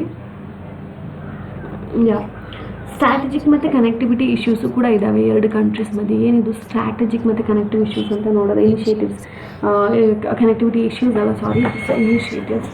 ಅದು ಯಾವುದು ಅಂತ ನೋಡೋದಾದರೆ India middle East Europe economic corridor. India ಮತ್ತು ಐಮ್ಯಾಕ್ ಅಂತ ಇದು ತುಂಬ ನ್ಯೂಸಲ್ಲಿತ್ತು. ಐಮ್ಯಾಕ್ ಅಂತಂದರೆ India middle East Europe economic corridor. ಇದು ಟ್ರಿಪಲ್ ಇ ಆಗುತ್ತೆ. India middle East Europe economic corridor. ಓಕೆನಾ. ಇಂಡಿಯಾ ಜೊತೆಗೆ ಒಂದು ಮಿಡಲ್ ಈಸ್ಟ್ ಜೊತೆಗೆ ಯುರೋಪ್ ಇಷ್ಟನ್ನು ಕೂಡ ಕಾರಿಡಾರ್ ಹಾಕಿ ಒಂದು ಐಮ್ಯಾಕ್ ಅಂತ ಮಾಡಿದ್ದಾರೆ. ಆ transcontinental connectivity project linking India to Europe via U A, Saudi Arabia and others ಅಂತಂದರೆ ಇದೊಂದು ಕನೆಕ್ಟಿವಿಟಿ ಪ್ರಾಜೆಕ್ಟು. ಹೇಗೆ ಅಂತಂದರೆ ಇಂಡಿಯಾನ ಯುರೋಪ್ಗೆ ಕನೆಕ್ಟ್ ಮಾಡುತ್ತೆ. ಯಾವ ರೀತಿ ಕನೆಕ್ಟ್ ಮಾಡುತ್ತೆ ಅಂತಂದರೆ ಥ್ರೂ ಯು ಎ ಇ ಮತ್ತು ಸೌದಿ ಅರೇಬಿಯಾ ಮತ್ತು ಅದರ್ ಕಂಟ್ರೀಸ್ನ ಜೊತೆಗೆ ಏನು ಮಾಡುತ್ತೆ, ದಾಟ್ಕೊಂಡು ಹೋಗಿ ಇಂಡಿಯಾ ಏನಾಗುತ್ತೆ ಯುರೋಪ್ನ ಕನೆಕ್ಟ್ ಆಗುತ್ತೆ. That is IMEC corridor. Okay. IMEC is viewed as counter balance to China's belt and road initiatives. ಹೌದು, ಚೈನಾದು ನಿಮ್ಮದು ಬೆಲ್ಟ್ ಆ್ಯಂಡ್ ರೋಡ್ ಇನಿಷಿಯೇಟಿವ್ ನೀವು ನೋಡಿದ್ರೆ ಇಟ್ಸ್ ಲೈಕ್ ನೀವು ಇದು ಪರ್ಲ್ ಆಫ್ ನೆಕ್ಲೆಸ್ ಅಂತೆಲ್ಲ ನೋಡಿದ್ದೀರಲ್ವ, ಅಷ್ಟೊಂದು ಸ್ಟ್ರಾಟಜಿ. ಸೊ ಅದು ಬೆಲ್ಟ್ ಆ್ಯಂಡ್ ರೋಡ್ ಇನಿಷಿಯೇಟಿವ್ದು ಎಗೇನ್ಸ್ಟ್ ಆಗಿ ಐಮ್ಯಾಕ್ ಕಾರಿಡಾರ್ ವರ್ಕ್ ಆಗ್ತಾ ಇದೆ. Promoting rules based transparent and infrastructure ಡೆವಲಪ್ಮೆಂಟ್ನ. ಸೊ ಆ ಚೈನಾದು BRI ಮಾಡೆಲ್ನ ಕಾಂಬ್ಯಾಟ್ ಮಾಡೋದಕ್ಕೆ ಐಮ್ಯಾಕ್ ಕಾರಿಡಾರ್ನ ನಾವು ಈ ಇನಿಷಿಯೇಟಿವ್ನ ಈ ಥರ ದೇಶಗಳು ತಗೊಂಡಿದ್ದಾವೆ. ಇದು same education and knowledge exchange. So ಎರಡು ಕಂಟ್ರಿ ಮಧ್ಯೆ ಒಂದು ಎಜುಕೇಷನ್ ಆಗಿರ್ಬೋದು ಅಥವಾ ನಾಲೆಡ್ಜ್ ಎಕ್ಸ್ಚೇಂಜ್ ಯಾವ ಥರ ಆಗ್ತಾಯಿದೆ ಅಂತ ನೋಡೋದಾದರೆ ಎಷ್ಟೊಂದು large number of Indian curriculum based schools ಅಥವಾ ಲೈಕ್ CBSE ಆಗಿರ್ಬೋದು ಅಥವಾ ಕೇರಳ ಬೋರ್ಡ್ ಆಗಿರ್ಬೋದು, ಅವೆಲ್ಲ ಕೂಡ they operate in UAE. Can you just believe this? CBSE UAEಯಲ್ಲಿ ಸಿಗುತ್ತೆ ಅಂತಂದರೆ just think of the like types that we have. And IIT Delhi international campus ಕೂಡ ಎಸ್ಟಾಬ್ಲಿಷ್ ಆಗಿದೆ ಅಬುಧಾಬಿಯಲ್ಲಿ. ಇದೊಂದು ಲ್ಯಾಂಡ್ ಮಾರ್ಕ್ ಮೂವ್ ಅಂತ ಹೇಳ್ಬೋದು towards internationalisation of India's higher education. So ನಮ್ಮ ಇಂಡಿಯಾದು ಹೈಯರ್ ಎಜುಕೇಷನ್ ಇಂಟರ್ನ್ಯಾಷನಲ್ ಆಗ್ತಾ ಇದೆ. ಲೈಕ್ IIT ಡೆಲ್ಲಿದು ಅದೊಂದು ಇಂಟರ್ನ್ಯಾಷನಲ್ ಕ್ಯಾಂಪಸ್ ಅಬುಧಾಬಿಲಿದೆ ಅಂತಂದರೆ ಜಸ್ಟ್ ಸಿ ದ ಗ್ರೋತ್ ಅಂತ ಹೇಳ್ಬೋದು. ಇನ್ ದ ಸೇಮ್ ವೇ ಇದರಿಂದ ಏನು ರಿಫ್ಲೆಕ್ಟ್ ಮಾಡ್ತಿದೆ ಅಂತಂದರೆ UAE is going focus on becoming on education hub ಅಂತಂದರೆ ಅದ್ರದ್ದು UAEದು ಫೋಕಸ್ ಏನಾಗಿದೆ, ಎಜುಕೇಷನ್ ಹಬ್ನ ಮಾಡೋದಾಗಿರ್ಬೋದು. ಎಲ್ಲ ಕಂಟ್ರಿ ಅವರು ಕೂಡ ಅವ್ರ ದೇಶದಲ್ಲಿ ಬಂದು ಓದೋದಾಗಿರ್ಬೋದು ಅಥವಾ ಬೇರೆ ಕಂಟ್ರಿ ಇರುವಂಥ ಟಾಪ್ ಯೂನಿವರ್ಸಿಟೀಸ್ನ ಅವ್ರ ದೇಶದಲ್ಲಿ ಎಸ್ಟಾಬ್ಲಿಷ್ ಮಾಡೋದಂತ ಹೇಳ್ಬೋದು. ಸೊ ದ್ಯಾಟ್ ಸ್ಟೂಡೆಂಟ್ಸ್ಗೆ ಹೆಲ್ಪ್ ಆಗೋದು, ಒಂದು ಎಜುಕೇಷನ್ ಹಬ್ ಆಗಿ ಟರ್ನ್ ಆಗೋದು ಮಾಡೋದು ಸಿಟೀಸ್ನ, ಅದು ಅದರದ್ದು ಫೋಕಸ್ನ ರಿಫ್ಲೆಕ್ಟ್ ಮಾಡ್ತಾ ಇದೆ. ಸೊ ಅದೇ ರೀತಿ ನಾವು ನೋಡೋದಾದರೆ ಡಿಫೆನ್ಸ್ ಮತ್ತು ಸೆಕ್ಯೂರಿಟಿ ಕೋಪರೇಷನ್, ಎರಡು ದೇಶದ ಮಧ್ಯೆ ಯಾವ ಥರ ಡಿಫೆನ್ಸ್ ಮತ್ತು ಕೋಪರೇಷನ್ ನಡೀತಾ ಇದೆ ಅಂತ ನೋಡೋದಾದರೆ institutionalised under joint defence cooperation committee ಓಕೆನಾ. ಮತ್ತು regular participation in defence expos like IDEX ಮತ್ತು ನಾವ್ಡೆಕ್ಸ್ ಅಂತಂದರೆ ಅವರು ರೆಗ್ಯುಲರ್ ಆಗಿ ಪಾರ್ಟಿಸಿಪೇಟ್ ಮಾಡ್ತಾ ಇದ್ದೀವಿ ಎರಡು ಕಂಟ್ರೀಸು. ಕೆಲವೊಂದು ಎಕ್ಸ್ಪೋಗಳನ್ನ ಆರ್ಗನೈಸ್ ಮಾಡಿರ್ತಾರೆ, ಐಡೆಕ್ಸ್ ಆಗಿರ್ಬೋದು ಅಥವಾ ನಾವ್ಡೆಕ್ಸ್ ಆಗಿರ್ಬೋದು. ಸೊ ಇದರಲ್ಲಿ ಏನು ಮಾಡ್ತಾರೆ, ಅವಾಗೆಲ್ಲ ರೆಗ್ಯುಲರ್ ಆಗಿ ಪಾರ್ಟಿಸಿಪೇಟ್ ಮಾಡ್ತಾ ಇರ್ತಾರೆ. ಈಗ ಎಕ್ಸಸೈಸಸ್ನ ಆಗಿರ್ಬೋದು, ಮತ್ತು joint military exercises such as desert flag ಮತ್ತು ಡೆಸರ್ಟ್ ಸೈಕ್ಲೋನ್. ಇದು ತುಂಬ ಇಂಪಾರ್ಟೆಂಟು. ಜಾಯಿಂಟ್ ಮಿಲಿಟರಿ ಎಕ್ಸಸೈಸ್ನ ಎಷ್ಟೊಂದು ಸಲ UPSC ಪ್ರಿಲಿಮಿನರಿ ಕ್ವೆಶನ್ಸಲ್ಲಿ ಕೇಳಿದ್ದಾರೆ. So joint military exercises like UAE ಮತ್ತು ಇಂಡಿಯಾ ಮಧ್ಯೆ ಇರುವಂಥ ಜಾಯಿಂಟ್ ಮಿಲಿಟರಿ ಎಕ್ಸಸೈಸ್ಗಳು ಯಾವುದ್ಯಾವುದು ಅದನ್ನು ನೀವು ತಿಳ್ಕೊಳ್ಳೇಬೇಕು, ನೆನ್ಪಿಟ್ಕೊಳ್ಳೇಬೇಕು. ನಿಜವಾಗಿ ಯಾವ್ದ್ಯಾವುದು ಅಂತಂದರೆ ಒಂದು ಡೆಸರ್ಟ್ ಫ್ಲ್ಯಾಗ್ ಅಂತ ಇದೆ, ಇನ್ನೊಂದು ಡೆಸರ್ಟ್ ಸೈಕ್ಲೋನ್ ಅಂತ ಇದೆ. ಓಕೆನಾ, ಡೆಸರ್ಟ್ ಫ್ಲ್ಯಾಗ್ ಮತ್ತು ಇನ್ನೊಂದು ಡೆಸರ್ಟ್ ಸೈಕ್ಲೋನ್. ಸೊ ಯಾಕೆ ಎರಡು ಹೇಗೆ ನೆನ್ಪಿಟ್ಕೋಬೋದು ಅಂತಂತಂದರೆ ಲೈಕ್ ಅಫ್ಕೋರ್ಸ್ UAE ಒಂದು ಡೆಸರ್ಟ್ ಏರಿಯಾ. ಸೊ ಅಲ್ಲಿರುವಂಥದ್ದು like desert flag and desert cyclone. But don't get mistaken by the other country. Like ನೀವು ಅದನ್ನು ಬೇರೆ ಕಂಟ್ರಿ ಎಕ್ಸಸೈಸ್ ಅಂತ ಅಂದ್ಕೊಂಡು ಅದನ್ನ ಮಿಸ್ಟೇಕ್ ಮಾಡ್ಕೋಬೇಡಿ. ಬೇರೆ ಕಂಟ್ರಿದು ಯಾವುದಿದೆ ಅಂತ ನೋಡೋದಾದರೆ I think usually Saudi Arabia ಜೊತೆ ಮಿಸ್ಅಂಡರ್ಸ್ಟ್ಯಾಂಡ್ ಮಾಡ್ಕೊಬಿಡ್ತಾರೆ ಡೆಸರ್ಟ್ ಅಂದ ತಕ್ಷಣ. ಸೊ ಮೇಕ್ ಶೋರ್ ದ್ಯಾಟ್ ಇದು ಡೆಸರ್ಟ್ ಅನ್ನೋದು UAE based exercise, joint exercise. So ಹಾಗೆಯೇ ಸ್ಪೇಸ್ ಕೋಪರೇಷನ್ ನೋಡೋದಾದರೆ ಒಂದು ಲೈಕ್ ಇಸ್ರೋ ಮತ್ತು UAE space agency have signed memorandum of understanding for peaceful exploration and use of outer space.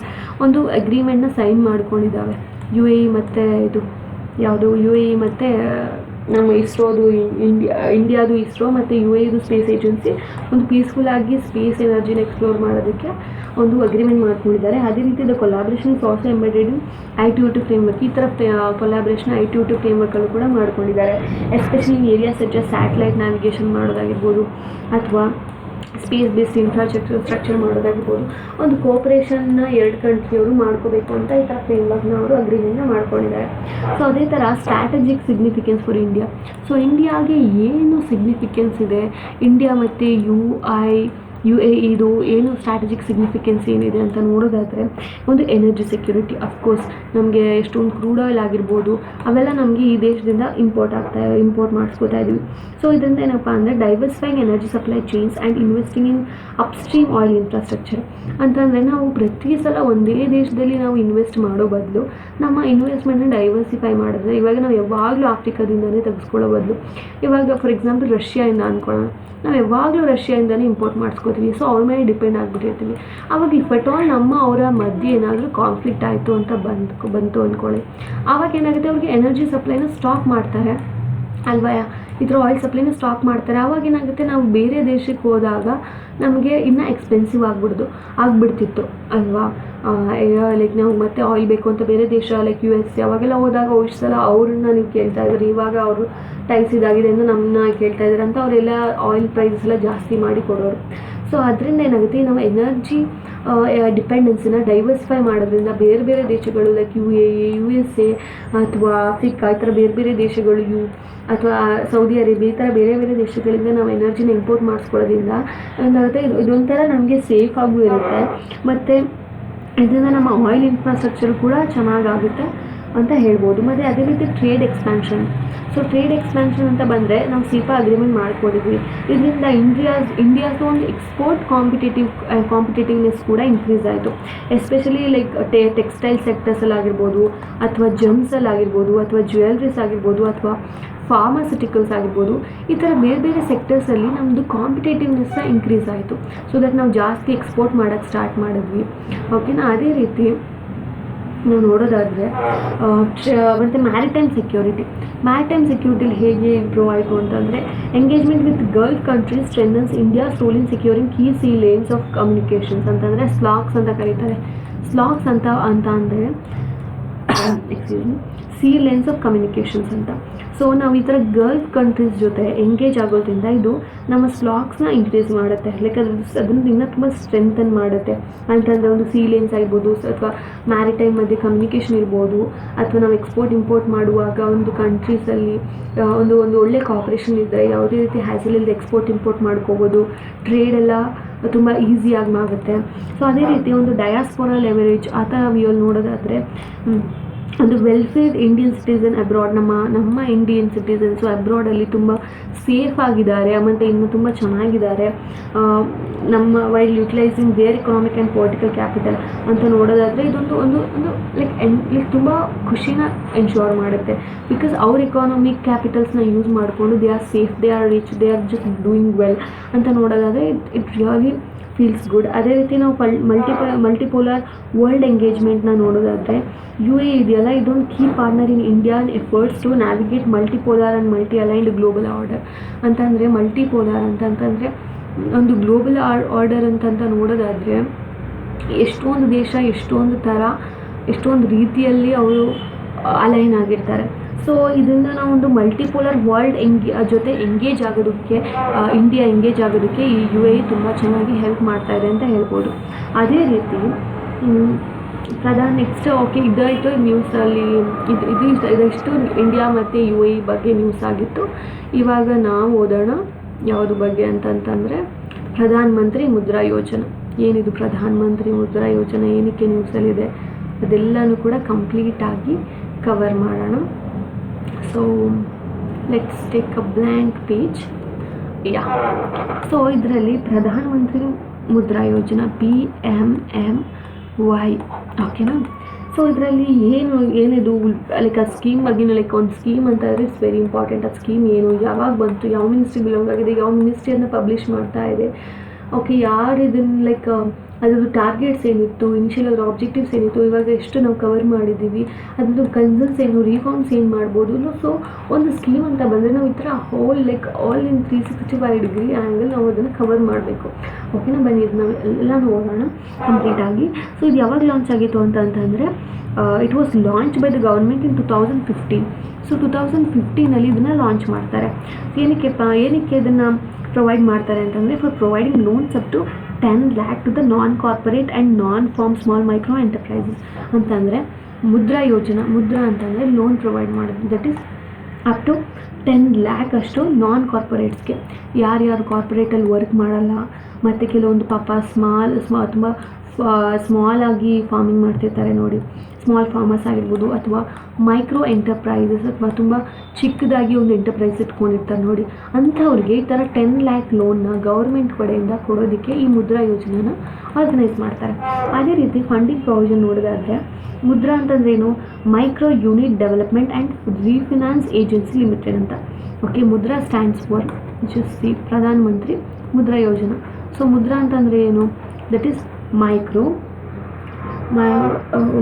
Units development refinance agency, micro unit development refinance agency. ಓಕೆನಾ, ಇದು ಮುದ್ರಾ ಅಂತ ಅಂದರೆ. So it's a financial institution setup by the government. ಇದೊಂದು financial institution like bank ಥರ ಇದನ್ನ government setup ಮಾಡಿದೆ. ಓಕೆನಾ, it provides funding to the non corporates. ಯಾರ್ಯಾರು ನಾನ್ ಕಾರ್ಪೊರೇಟ್ಸ್ ಇದ್ದಾರೆ ಅಥವಾ ಸ್ಮಾಲ್ ಬಿಸ್ನೆಸ್ ಸೆಕ್ಟರಿಂದ ಬಂದಿರ್ತಾರೆ ಅಥವಾ ಅವ್ರಿಗೆಲ್ಲರಿಗೂ ಕೂಡ ಇದು ಲೋನ್ಸ್ನ ಪ್ರೊವೈಡ್ ಮಾಡುತ್ತೆ. ಯಾರಿಂದ ಲೋನ್ಸ್ ಪ್ರೊವೈಡ್ ಮಾಡುತ್ತೆ, ದಟ್ ಈಸ್ ಥ್ರೂ ಬ್ಯಾಂಕ್ಸ್ ಆಗಿರ್ಬೋದು ಅಥವಾ ನಾನ್ ಬ್ಯಾಂಕಿಂಗ್ ಫಿನಾನ್ಷಿಯಲ್ ಕಂಪನೀಸ್ NBFCs ಅಂತ ಕರೀತಾರೆ, ಅದರಿಂದ ಆಗ್ಬೋದು, ಅಥವಾ ಮೈಕ್ರೋ ಫಿನಾನ್ಷಿಯಲ್ ಇನ್ಸ್ಟಿಟ್ಯೂಷನ್ಸ್ ಆಗಿರ್ಬೋದು, ಅಲ್ಲಿಂದ ಆಗ್ಬೋದು. ಈ ಥರ ಬೇರೆ ಬೇರೆ ಇನ್ಸ್ಟಿಟ್ಯೂಷನ್ಸ್ ಮೂಲಕ ಈ ಥರ ಸ್ಮಾಲ್ ಬಿಸ್ನೆಸ್ ಮ್ಯಾನ್ಗಳಿಗೆ ಅಥವಾ ಎಂಟರ್ಪ್ರೈಸ್ ಇಟ್ಕೊಂಡಿರೋರಿಗೆ, ನಾನ್ ಕಾರ್ಪೊರೇಟ್ ಸೆಕ್ಟರ್ಸಲ್ಲಿರುವಂತಹ ಜನರಿಗೆ ಏನು ಮಾಡುತ್ತೆ, ಮುದ್ರಾ ಯೋಜನೆಯಿಂದ ಲೋನ್ನ ಕೊಡುತ್ತೆ ಈ ಥರ ಬ್ಯಾಂಕ್ಸ್ಗಳ ಮೂಲಕ. ಓಕೆ, ಸೊ ಇದರಲ್ಲಿ ಮುದ್ರಾ ಅಂತಂದರೆ ಇದು ಮುದ್ರಾನೇ ಡೈರೆಕ್ಟಾಗಿ ಲೆಂಡ್ ಮಾಡೋದಿಲ್ಲ. ಓಕೆನಾ, ಮುದ್ರಾನೇ ಡೈರೆಕ್ಟಾಗಿ ಜನರಿಗೆ ಈ ಥರ ಮೈಕ್ರೋ ಆಂಟ್ರಪ್ರಿನರ್ಸ್ಗಾಗಿರ್ಬೋದು ಅಥವಾ ಇಂಡಿವಿಜುವಲ್ಸ್ಗಾಗಿರ್ಬೋದು ಡೈರೆಕ್ಟಾಗಿ ಸಾಲ ಕೊಡೋದಿಲ್ಲ. ಥ್ರೂ ಬ್ಯಾಂಕ್ಸಿಂದ ಮಾತ್ರ ಜನರನ್ನು ಇದು ಕನೆಕ್ಟ್ ಮಾಡುತ್ತೆ, ಥ್ರೂ ಬ್ಯಾಂಕ್ಸಿಂದ ಜನರಿಗೆ ಇದು ಲೋನ್ನ ಕೊಡುತ್ತೆ. ಓಕೆನಾ, ಅದು ನಿಮಗೆ ಕ್ಲಿಯರ್ ಇರಬೇಕು. ಮತ್ತು 3 ಪ್ರಾಡಕ್ಟ್ಸ್ ಇದ್ದಾವೆ. ಯಾವುದ್ಯಾವುದು ಅಂತಂದರೆ Mudra has created 3 products, that is Shishu, Kishore and Tarun.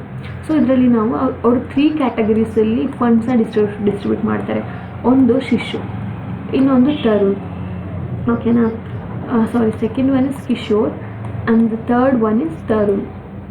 ನೋಡಿ, ಇದೊಂಥರ ಚೈಲ್ಡ್ನ ರೆಪ್ರೆಸೆಂಟ್ ಮಾಡುತ್ತೆ, ಇದೊಂದು ಅಡಲ್ಟ್ನ ರೆಪ್ರೆಸೆಂಟ್ ಮಾಡುತ್ತೆ, ಇದೊಂದು ಒಂದು ಯೂತ್ನ ರೆಪ್ರೆಸೆಂಟ್ ಮಾಡುತ್ತೆ. ಸೊ ಏನಪ್ಪ, as per the stage of growth and funding needs of the beneficiary ಮೈಕ್ರೋನೆಟ್.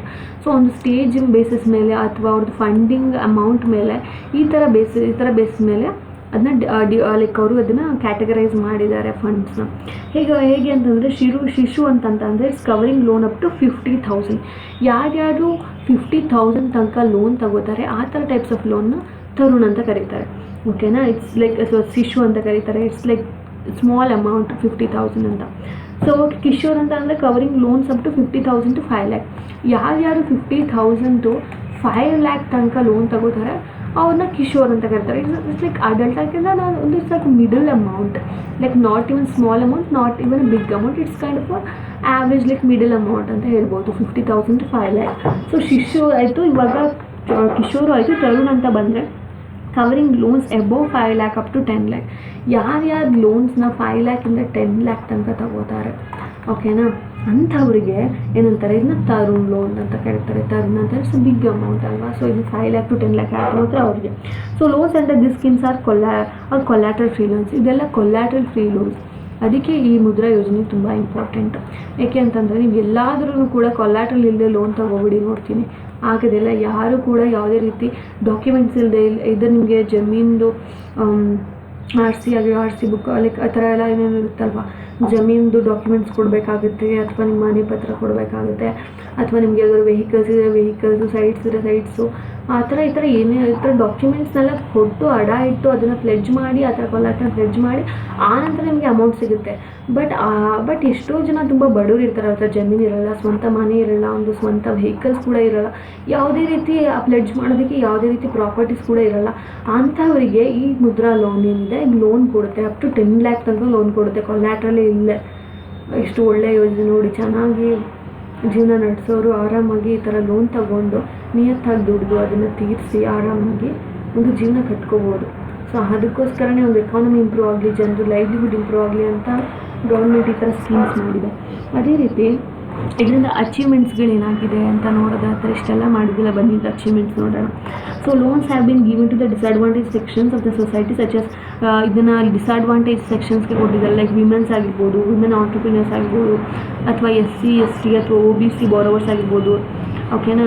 ಅದೇ ರೀತಿ ಮೈನಾರಿಟಿ ಕಮ್ಯುನಿಟಿ ಬಾರೋವರ್ಸ್ ಆಗಿರ್ಬೋದು. So the focus also have been like on the new entrepreneurs. ಯಾರ್ಯಾರು ಹೊಸದಾಗಿ ಬಿಸ್ನೆಸ್ ಸ್ಟಾರ್ಟ್ ಮಾಡ್ಕೋಬೇಕು ಅಂತ ಇದ್ದಾರೆ ಅಂಥವ್ರಿಗೆಲ್ಲ ಲೋನ್ಸ್ ಕೊಟ್ಟಿದ್ದಾರೆ. Biggest achievement. In the same way survey ಪ್ರಕಾರ which is conducted by the ministry of labour and employment, ಓಕೆನಾ. ಮಿನಿಸ್ಟ್ರಿ ಆಫ್ ಲೇಬರ್ ಮತ್ತು ಎಂಪ್ಲಾಯ್ಮೆಂಟ್ ಅವರು ಏನು ಮಾಡಿದ್ದಾರೆ, ಸರ್ವೆನ ಕಂಡಕ್ಟ್ ಮಾಡಿದ್ದಾರೆ. ಅದ್ರ ಪ್ರಕಾರ PMMY ಅಂದರೆ ಪ್ರಧಾನ ಮಂತ್ರಿ ಮುದ್ರಾ ಯೋಜನಾ ಎಷ್ಟು ಹೆಲ್ಪ್ ಮಾಡಿದೆ ಅಂತಂದರೆ it's generation of up to 1.12 crore ಅಷ್ಟು ನೆಟ್ ಅಡಿಷ್ನಲ್ ಎಂಪ್ಲಾಯ್ಮೆಂಟ್ನ ಪ್ರೊವೈಡ್ ಮಾಡಿದೆ. ಫ್ರಮ್ 2015 to 2018 ತನಕ ಇಷ್ಟು 1.12 crore ಅಷ್ಟು ಎಂಪ್ಲಾಯ್ಮೆಂಟ್ನ ಕ್ರಿಯೇಟ್ ಮಾಡಿದೆ, ಓಕೆನಾ. Out of 1.12 crore of estimated increase in employment women accountant 69 lakh. ಈ 1.12 crore 69 lakh ಜನ ಅಷ್ಟು ಅಂದರೆ ಆಲ್ಮೋಸ್ಟ್ 62% ಜನ ಅಷ್ಟು ವಿಮೆನ್ಸೇ ಇದ್ದಾರೆ. ಅಂದರೆ ವಿಮೆನ್ ಆಂಟ್ರಪ್ರಿನರ್ ಅಥವಾ ವಿಮೆನ್ ಎಂಪವರ್ಮೆಂಟ್ಗೆ ಎಷ್ಟೊಂದು ಹೆಲ್ಪ್ ಮಾಡಿದೆ ಇದು ಅಲ್ವಾ. ಸೊ ಅದೇ ರೀತಿ ನೋಡೋದಾದರೆ UPSC PYQ ಅಲ್ಲಿ ಪ್ರಧಾನಮಂತ್ರಿ ಮುದ್ರಾ ಯೋಜನೆ ಬಗ್ಗೆ ಕೇಳಿದ್ದಾರೆ 2016 ಬೇಕಾ ಪ್ರಿಲಿಮ್ಸ್ ಕ್ವೆಶ್ಚನ್ ಪೇಪರ್ ತೆಗೆದು ನೋಡಿ ನಿಮಗೆ ಗೊತ್ತಾಗುತ್ತೆ ಇದ್ರ ಬಗ್ಗೆ ಕೇಳಿದ್ದಾರೆ. ಏನು ಕೇಳಿದ್ದಾರೆ ಅಂತಂದರೆ, ಸೊ ಪ್ರಧಾನಮಂತ್ರಿ ಮುದ್ರಾ ಯೋಜನಾದು ಏಮ್ ಏನು ಅಂತ ಕೇಳಿದ್ದಾರೆ. ಅದಕ್ಕೆ ಆಪ್ಷನ್ ಎ ಬಂದು ಏನು ಹೇಳಿದೆ ಅಂದರೆ bringing the small entrepreneurs into a formal financial system. Small ಆಂಟ್ರಪ್ರಿನರ್ಸ್ನ ಒಂದು ಫಾರ್ಮಲ್ ಸಿಸ್ಟಮ್ಗೆ ತರೋದು, ಒಂದು ಫಾರ್ಮಲ್ ಫಿನಾನ್ಷಿಯಲ್ ಸಿಸ್ಟಮ್ಗೆ ತರೋದು. ಎರಡನೇ ಆಪ್ಷನ್ ಏನು ಕೊಟ್ಟಿದ್ದಾರೆ ಅಂದರೆ providing loans to the poor farmers for cultivating particular crops. ನೋಡಿ ಎಷ್ಟು ಸ್ಪೆಸಿಫಿಕ್ ಆಗಿ ಕೇಳಿದಾನೆ. ಸ್ಮಾಲ್ ಫಾರ್ಮರ್ಸ್ಗೆ ಒಂದು ಪರ್ಟಿಕ್ಯುಲರ್ ಇದೇ ಕ್ರಾಪ್ನ ಬೆಳೀರಿ ಅಂತ ಹೇಳೋದೇ ಅಂತ ಮಾಡಿಸೋದಕ್ಕೆ ಲೋನ್ ಕೊಡ್ತಾ ಇದೆ. ನೋಡಿ ಕ್ವೆಶನ್ನೇ ಓದಿದ ತಕ್ಷಣ ರಾಂಗ್ ಅನಿಸುತ್ತೆ. ಯಾವ ಗೌರ್ಮೆಂಟ್ ತಾನೇ ಇದೇ ಬೆಳೆ ಬೆಳೀರಿ ಅಂತ ದುಡ್ಡು ಕೊಡುತ್ತೆ ಅಲ್ವಾ. ಅಫ್ಕೋರ್ಸ್ ಕೆಲವೊಂದು ಲೈಕ್ ವೀಟ್ ಆಗಿರ್ಬೋದು ಅದಕ್ಕೆಲ್ಲ ಇನ್ಸೆಂಟಿವ್ಸ್ ಕೊಡ್ತಾರೆ, ಬಟ್ ಇದೇ ಬೆಳೆ ಬೆಳೀರಿ ಅಂತ ಯಾವ ಗೌರ್ಮೆಂಟ್ ಹೇಳಿಲ್ಲ ಇದುವರೆಗೂ. Providing pensions to old and destitute person. Like pension provide ಮಾಡೋದ ಹಳೆ ಅಥವಾ ವಯಸ್ಸಾದವರಿಗೆ ಅಥವಾ ಕಷ್ಟದಲ್ಲಿರೋ ಜನರಿಗೆ ಅಂತ ಹೇಳ್ತಾ ಇದೆ. ಅಥವಾ funding the voluntary organisation involve in the promotion of skill development and employment generation. So ಕೆಲವೊಂದು ವಾಲಂಟರಿ ಆರ್ಗನೈಸೇಷನ್ ಇರ್ತವೆ, ಅವು ಸ್ಕಿಲ್ ಡೆವಲಪ್ಮೆಂಟ್ ಮಾಡ್ತಾ ಇರ್ತವೆ ಅಥವಾ ಎಂಪ್ಲಾಯ್ಮೆಂಟ್ ಜನರೇಷನ್ ಮಾಡೋದಕ್ಕೆ ಹೋರಾಡ್ತಾ ಇರ್ತವೆ. ಅಂಥ ಆರ್ಗನೈಸೇಷನ್ಗೆ ಫಂಡ್ ಕೊಡೋದಕ್ಕೆ ಈ ಥರ ಒಂದು ಪ್ರೋಗ್ರಾಮ್ ಮಾಡಿದ್ರ ಅಂತ ಕ್ವೆಶನ್ನಲ್ಲಿ ಆಬ್ಜೆಕ್ಟಿವ್ಸ್ ಆಗಿ ಕೊಟ್ಟಿದ್ದಾರೆ. ಸೊ ಅದಕ್ಕೆ option A is the correct answer, that is small ಆಂಟ್ರಪ್ರಿನರ್ಸ್ನ ಒಂದು ಫಾರ್ಮಲ್ ಫಿನಾನ್ಷಿಯಲ್ ಇನ್ಸ್ಟಿಟ್ಯೂಷನ್ಗೆ ತರೋದಕ್ಕೋಸ್ಕರ ಈ ಯೋಜನೆಯನ್ನು ಮಾಡಿದ್ದು ಅನ್ನೋದೇ ಇದಕ್ಕೆ answer. So option A is the right answer ಇದೆ ಇದಕ್ಕೆ. ಸೊ ಅದೇ ರೀತಿ ಪ್ರಧಾನಮಂತ್ರಿ ಮುದ್ರಾ ಯೋಜನೆಯಲ್ಲಿ ನಾನು ಹೇಳಿದಾಗೆ ಇದನ್ನ ಸ್ಕೀಮ್ನ ಗೌರ್ಮೆಂಟ್ ಆಫ್ ಇಂಡಿಯಾ ಲಾಂಚ್ ಮಾಡಿತ್ತು 2015 for providing 10 lakh to the non corporates and non farm small micro ಎಂಟರ್ಪ್ರೈಸಸ್ಗೆ. ಇದನ್ನು ನೀವು ನೆನ್ಪಿಟ್ಕೋಬೇಕು. ಅದೇ ರೀತಿ ಈ ಗೌರ್ಮೆಂಟ್ನ ಕಮರ್ಷಿಯಲ್ ಬ್ಯಾಂಕ್ಸ್ ಆಗಿರ್ಬೋದು, ಅಥವಾ ರೀಜನಲ್ ರೂರಲ್ ಬ್ಯಾಂಕ್ಸ್ ಆಗಿರ್ಬೋದು, ಅಥವಾ NBFCs ಆಗಿರ್ಬೋದು, ಸ್ಮಾಲ್ ಫಿನಾನ್ಸ್ ಬ್ಯಾಂಕ್ಸ್ ಆಗಿರ್ಬೋದು, cooperative banks, micro finance banks ಆಗಿರ್ಬೋದು, ಇವೆಲ್ಲ ಇದರ ಮೂಲಕ ಈ ಲೋನ್ಸ್ನ ಜನರಿಗೆ ಕೊಡ್ತಾ ಇದೆ. ಅದೇ ರೀತಿ ಏನಪ್ಪ ಅಂತಂದರೆ ಹೇಳಿದಾಗೆ ಸ್ಮಾಲ್ ಆಂಟ್ರಪ್ರಿನರ್ಸ್ನ ಒಂದು ಫಾರ್ಮಲ್ ಫಿನಾನ್ಷಿಯಲ್ ಇನ್ಸ್ಟಿಟ್ಯೂಷನ್ಗೆ ತರುವಂತಹ ಒಂದು ಪ್ರಯತ್ನ. So that's all about PMMU. Okay why okay ಇದು ಇಷ್ಟ್ರ ಬಗ್ಗೆ ಆಯಿತು. ಓಕೆ ನಾವು ನೆಕ್ಸ್ಟ್ ಇದ್ರ ಬಗ್ಗೆ ಹೋಗೋಣ. ನೆಕ್ಸ್ಟ್ ಟಾಪಿಕ್ ಬಗ್ಗೆ that is genome India project. ಇದು ನ್ಯೂಸಲ್ಲಿದೆ. ಏನಿದು genome India project? Okay I change the ink, I am not finding it good. Okay Genome India project. Please don't mind ನನ್ನ ಹ್ಯಾಂಡ್ ರೈಟಿಂಗ್ ಹೀಗಿದೆ, but then over the period of time I'll improve. But because ಇದು ನನಗೆ ಹೊಸದು pen tab ಅಲ್ಲ. First of all to be honest, ನನ್ನ hand writing ಅಷ್ಟು ಚೆನ್ನಾಗಿಲ್ಲ. So pen ಟ್ಯಾಬಲ್ಲೆಲ್ಲ ಎಂತ ಚೆನ್ನಾಗಿರೋ ಕಡೆ ಬರೆದ್ರು ನಂದು ಇದೇ ಥರ ಬರೋದು. So please don't mind that. Make sure that ನೀವು ನನ್ನ ವಾಯ್ಸ್ನ ಚೆನ್ನಾಗಿ ಕೇಳಿಸ್ಕೊಳ್ಳಿ, ಅದನ್ನು ನೋಟ್ ಮಾಡ್ಕೊಳ್ಳಿ. ಓಕೆನಾ? ಜೀನೋಮ್ ಇಂಡಿಯಾ ಪ್ರಾಜೆಕ್ಟ್ ಬಗ್ಗೆ ನ್ಯೂಸಲ್ಲಿದೆ. ಏನಪ್ಪ ಅಂತಂದರೆ, ಜೀನೋಮ್ ಸ್ಟಡಿ ಪ್ರಕಾರ 180 million genetic variants found in 9,772 individuals. Oh my god, 180 million genetic ವೇರಿಯಂಟ್ಸ್ನ ನಾವು ಕಂಡುಹಿಡಿದೀವಿ. ಇನ್ನು ಬರೀ ಜಸ್ಟ್ 9,722 ಜನರಲ್ಲೇ ಇಷ್ಟೊಂದು ವೇರಿಯಂಟ್ಸ್ನ ನೋಡಿದ್ದೀವಿ, ಕಂಡುಹಿಡಿದಿದ್ದಾರೆ. ಸೊ ಏನಪ್ಪ ನ್ಯೂಸಲ್ಲಿ ಅಂತಂದರೆ, the prime minister of India launch the successful completion of genome India project, calling it a historic step in Indian research landscape. ಅಂತಂದರೆ ಪ್ರಧಾನಮಂತ್ರಿ ಏನು ಮಾಡಿದ್ದಾರೆ, ಒಂದು ಸಕ್ಸಸ್ಫುಲ್ ಕಂಪ್ಲೀಷನ್ ಅಂತಂದರೆ ಹ್ಯೂಮನ್ ಜೀನೋಮ್ ಪ್ರಾಜೆಕ್ಟ್ ಅಂತ ಆವಾಗಲೇ ತುಂಬ ಹಿಂದೆಯೇ ಸ್ಟಾರ್ಟ್ ಮಾಡಿದರು. ಆ ಪ್ರಾಜೆಕ್ಟ್ ಇವಾಗ ಕಂಪ್ಲೀಟ್ ಆಗಿದೆ. ಸೊ ಆ ಕಂಪ್ಲೀಟ್ ಸಕ್ಸಸ್ಗೆ ಇದೊಂದು ಹ್ಯೂಮನ್ ಹಿಸ್ಟ್ರಿಯಲ್ಲೇ ಒಂದು ಹಿಸ್ಟೋರಿಕ್ ಸ್ಟೆಪ್ ಅಂತ ಹೇಳ್ಬೋದು ಇಂಡಿಯಾದು ರಿಸರ್ಚ್ ಲ್ಯಾಂಡ್ಸ್ಕೇಪಲ್ಲಿ. ಸೊ ಆ ಸಕ್ಸಸ್ ಪಾರ್ಟಿಗೆ ಏನು ಮಾಡಿದ್ದಾರೆ, ಒಂದು ಕಂಪ್ಲೀಷನ್ ಆಗಿದ್ದಕ್ಕೆ ಏನು ಮಾಡಿದ್ದಾರೆ, ಒಂದು ಇದನ್ನು ಪ್ರೋಗ್ರಾಮ್ನ ಅರೇಂಜ್ ಮಾಡಿದ್ರು. ಸೊ ಅದೇ ರೀತಿ ಅಬೌಟ್ ಜೀನೋಮ್ ಇಂಡಿಯಾ ಪ್ರಾಜೆಕ್ಟ್ ಬಗ್ಗೆ ನೋಡೋದಾದರೆ, genome India project is very important. So what's happening to my screen? I am sorry. Okay, genome India. Okay, ನನ್ನ ವಾಯ್ಸ್ ಕೇಳಿಸ್ಕೊಳ್ಳಿ, I don't want to waste my time. Okay, about genome India project ಬಗ್ಗೆ ಏನೋದಾದರೆ, it's a national initiative. ಓಕೆನಾ? Started on January 2022. So Jan 2020 2022 ಅಲ್ಲ, 2020. So 2020 ಇದನ್ನು start ಮಾಡ್ತಾರೆ Jan 2020. ಓಕೆನಾ? Human genome ಪ್ರಾಜೆಕ್ಟ್ನ ನಮ್ಮ ದೇಶ. ಸೊ ಏನಕ್ಕೆ ಮಾಡ್ತಾರೆ ಅಂತಂದರೆ, to map the genetic diversity of India's population. So ಇಂಡಿಯಾದು ಪಾಪ್ಯುಲೇಷನ್ದು ಜೆನೆಟಿಕ್ ಡೈವರ್ಸಿಟಿ ಎಷ್ಟಿದೆ ಅದನ್ನು ಮ್ಯಾಪ್ ಮಾಡೋಣ ಅಂತ ನೋಡಿ. ಈಗ ಜೆನೆಟಿಕ್ ಡೈವರ್ಸಿಟಿ ಅಂತಂದರೆ ಒಬ್ಬೊಬ್ಬರು ಜೀನ್ಸು ಬೇರೆ ಜೀನ್ಸ್ಗೂ, ಒಬ್ಬರು ಜೀನ್ಸ್ಗೂ ಕೂಡ ವೇರಿಯೇಷನ್ಸ್ ಇರುತ್ತೆ, ಅಂದರೆ ಡಿಫ್ರೆನ್ಸ್ ಇರುತ್ತೆ. ಅಟ್ ದ ಸೇಮ್ ಟೈಮ್ ಸಿಮಿಲ್ಯಾರಿಟೀಸು ಇರುತ್ತೆ. ಫಾರ್ ಎಕ್ಸಾಂಪಲ್, ಅಪ್ಪ ಮಗ ಒಂದೇ ಥರ ಇರ್ತಾರೆ, ಅಮ್ಮ ಮಗಳು ಒಂದೇ ಥರ ಇರ್ತಾರೆ, ಸಿಮಿಲ್ಯಾರಿಟೀಸು. ಬಟ್ ನಾರ್ತ್ ಕರ್ನಾಟಕ, ಸೌತ್ ಕರ್ನಾಟಕದವ್ರು ಸ್ವಲ್ಪ ಬೇರೆ ಥರ ಇರ್ತೀವಿ. ಅದು ನಾವು ಕರ್ನಾಟಕದವರೆಲ್ಲ ಒಂದೇ ಥರ ಇದ್ದರೂ ನಾವು ಮತ್ತು ತಮಿಳ್ನಾಡವರು ಬೇರೆ ಥರ ಕಾಣ್ತೀವಿ ನೋಡೋದಕ್ಕೆ. ಅಥವಾ ತಮಿಳ್ನಾಡವರು ಮತ್ತು ಮಹಾರಾಷ್ಟ್ರದವ್ರು ಬೇರೆ ಥರ ಇರ್ತಾರೆ, ಮಹಾರಾಷ್ಟ್ರದವ್ರು ಕಾಶ್ಮೀರಿಯನ್ಸು ಬೇರೆ ಥರ ಇರ್ತಾರೆ. ಸೊ ಇದು ಜೆನೆಟಿಕ್ ಡೈವರ್ಸಿಟಿ, ಅಂದರೆ ಎಲ್ಲರೂ ಒಂದೇ ಥರ ಇರೋಲ್ಲ ಅಲ್ವಾ? ಸೊ ಇದು ಅಂದರೆ ಬಿಕಾಸ್ ಯಾಕೆ ಒಂದೇ ಥರ ಇಲ್ಲ, ಬಿಕಾಸ್ ಅಲ್ಲಿ ಏನೋ ಜೀನ್ಸಲ್ಲಿ ಏನೋ ಚೇಂಜಸ್ ಆಗ್ತಾಯಿದೆ. ಸೊ ಅದೇ ಥರ ಈ ಜೆನೆಟಿಕ್ ಡೈವರ್ಸಿಟಿನ ಮ್ಯಾಪ್ ಮಾಡೋದಕ್ಕೋಸ್ಕರ ಈ ಹ್ಯೂಮನ್ ಜೀನೋಮ್ ಪ್ರಾಜೆಕ್ಟ್ನ ಮಾಡ್ತಾರೆ. ಓಕೆನಾ? ಓಕೆ, ಈ ಹ್ಯೂಮನ್ ಜೀನೋಮ್ ಪ್ರಾಜೆಕ್ಟ್ನ ಮಾಡ್ತಾರೆ. ಅದರ ಪ್ರಕಾರ ಹ್ಯೂಮನ್ ಜೀನೋಮ್ ಪ್ರಾಜೆಕ್ಟ್ ಅಲ್ಲ, ಹ್ಯೂಮನ್ ಜೀನೋಮ್ ಪ್ರಾಜೆಕ್ಟ್ ಹಳೆಯದು, ಅದು ಬೇರೆ ಪ್ರಾಜೆಕ್ಟು. I am sorry, it's genome India project. ಅಂದರೆ ನಮ್ಮ ಇಂಡಿಯಾಕ್ಕೆ ಸಂಬಂಧಪಟ್ಟಿದ್ದೀವಿ genome India project. Human genome project ಇನ್ನೂ ತುಂಬ ಹಳೆಯದದು, ಅವಾಗಲೇ ತುಂಬ ನಾವು ಚಿಕ್ಕವರಿದ್ದಾಗಲೇ ಸ್ಟಾರ್ಟ್ ಮಾಡಿದರು. ಓಕೆನಾ? ಜೀನೋಮ್ ಇಂಡಿಯಾ ಪ್ರಾಜೆಕ್ಟ್ ಇದು ಇಂಡಿಯನ್ ಜೀನೋಮ್ನ ಡೈವರ್ಸಿಟಿನ ಮ್ಯಾಪ್ ಮಾಡೋದು. ಓಕೆನಾ? ಅದೇ ರೀತಿ ನಾವು ನೋಡ್ತಾ ಇದ್ದೆ, it's a multi institution consortium project which is supported and funded by the department of biotechnology and government of India. So ಇದಕ್ಕೆ ಗೌರ್ಮೆಂಟ್ ಆಫ್ ಇಂಡಿಯಾನು ಕೂಡ ಫಂಡ್ ಮಾಡಿದೆ, ಜೊತೆಗೆ ಡಿಪಾರ್ಟ್ಮೆಂಟ್ ಆಫ್ ಬಯೋಟೆಕ್ನಾಲಜಿ ಕೂಡ ಫಂಡ್ ಮಾಡಿದೆ ಇದಕ್ಕೋಸ್ಕರ. ಓಕೆನಾ, because it's a very big project and of course ತುಂಬ ನೀಡ್ ಇರುತ್ತೆ ಮನಿದೆಲ್ಲ ರಿಸರ್ಚ್ ಮಾಡೋದಕ್ಕೆ. ಹಾಗೆಯೇ ಇದು ಆಬ್ಜೆಕ್ಟಿವ್ಸ್ ಏನು ಅಂತ ನೋಡೋದಾದರೆ, ವೆಯ್ಟ್, ಸೊ ಇದು ಆಬ್ಜೆಕ್ಟಿವ್ಸ್ ಏನೇನಿದೆ ಅಂತಂದರೆ majorly to create an exhaustive catalogue of genetic variation. ಒಂದು ಕ್ಯಾಟ್ಲಾಗ್ನ ಕ್ರಿಯೇಟ್ ಮಾಡಬೇಕು. ಕ್ಯಾಟ್ಲಾಗ್ ಅಂದರೆ ಒಂದು ಮ್ಯಾಗ್ಝಿನ್ ಥರ ಕ್ರಿಯೇಟ್ ಮಾಡಬೇಕು. ಸೊ ಏನಿರುತ್ತೆ ಅದರಲ್ಲಿ ಒಂದು ಜೆನೆಟಿಕ್ ವೇರಿಯೇಷನ್ಸ್ ಬಗ್ಗೆ, ಓಕೆ, ಯಾವ ಥರ ನಮ್ಮದು ಜೆನೆಟಿಕ್ ವೇರಿಯೇಷನ್ ಇದೆ ನಮ್ಮ ಕಂಟ್ರೀಸಲ್ಲಿ, like common low frequency, rare single nucleotide polymorphism, SNPs, and then structural variations of Indians. So ಇದನ್ನೆಲ್ಲದು ಕೂಡ ಒಂದು ಕ್ಯಾಟ್ಲಾಗ್ನ ಕ್ರಿಯೇಟ್ ಮಾಡೋಣ ನಮ್ಮ ಇಂಡಿಯನ್ ಜೆನೆಟಿಕ್ ವೇರಿಯೇಷನ್ ಬಗ್ಗೆ ಅಂತ ಅನ್ನೋದೇ ಇವ್ರಿಗೆ ಏನು ಆಬ್ಜೆಕ್ಟಿವ್ ಆಗಿತ್ತು. ಅದೇ ರೀತಿ create a reference haplotype structure of Indians. This reference panel can be used for putting missing genetic variations in future studies. So ಒಂದು ರೆಫರೆನ್ಸ್ ಹ್ಯಾಪ್ಲೋಟೈಪ್ ಸ್ಟ್ರಕ್ಚರ್ನ ಕ್ರಿಯೇಟ್ ಮಾಡಬೇಕು ಇಂಡಿಯನ್ಸ್ದು, ಸೊ ದಟ್ ಅವಾಗ ಫ್ಯೂಚರ್ ಸ್ಟಡೀಸ್ಗೆ ಅಥವಾ ಯಾವುದಾದ್ರು ಒಂದು ಜೆನೆಟಿಕ್ ವೇರಿಯೇಷನ್ ಆದಾಗ ಅದನ್ನು ಫಿಕ್ಸ್ ಮಾಡೋದಕ್ಕೆ ನಾವು ಯೂಸ್ ಮಾಡ್ಬೋದು. ಅದೇ ರೀತಿ design genome wide ಅರ್ರೇ for research and diagnostics at the affordable cost. ಅಂತಂದರೆ ರಿಸರ್ಚ್ ಆಗಿರ್ಬೋದು, ಡಯಾಗ್ನೋಸ್ಟಿಕ್ಸ್ ಆಗಿರ್ಬೋದು, ಅದನ್ನೆಲ್ಲ ನಾವು ತುಂಬ ಆಫರ್ಡಬಲ್ ಕಾಸ್ಟಲ್ಲಿ ಮಾಡ್ಬೋದು ಮುಂದೆ, ಬಿಕಾಸ್ ಆಲ್ರೆಡಿ ನಮಗೊಂದು ಸ್ಟಡಿ ಇರುತ್ತಲ್ವ ಅದಕ್ಕೆ. ಸೊ ಅದೇ ರೀತಿ establish a bio bank for DNA and plasma collected for future use in research. ಅಂತಂದರೆ ಒಂದು ಬಯೋ ಬ್ಯಾಂಕ್ ಅಂತ ಕರಿತೀವಿ. Have you heard of this? Bio bank ಅಂದರೆ ಏನು?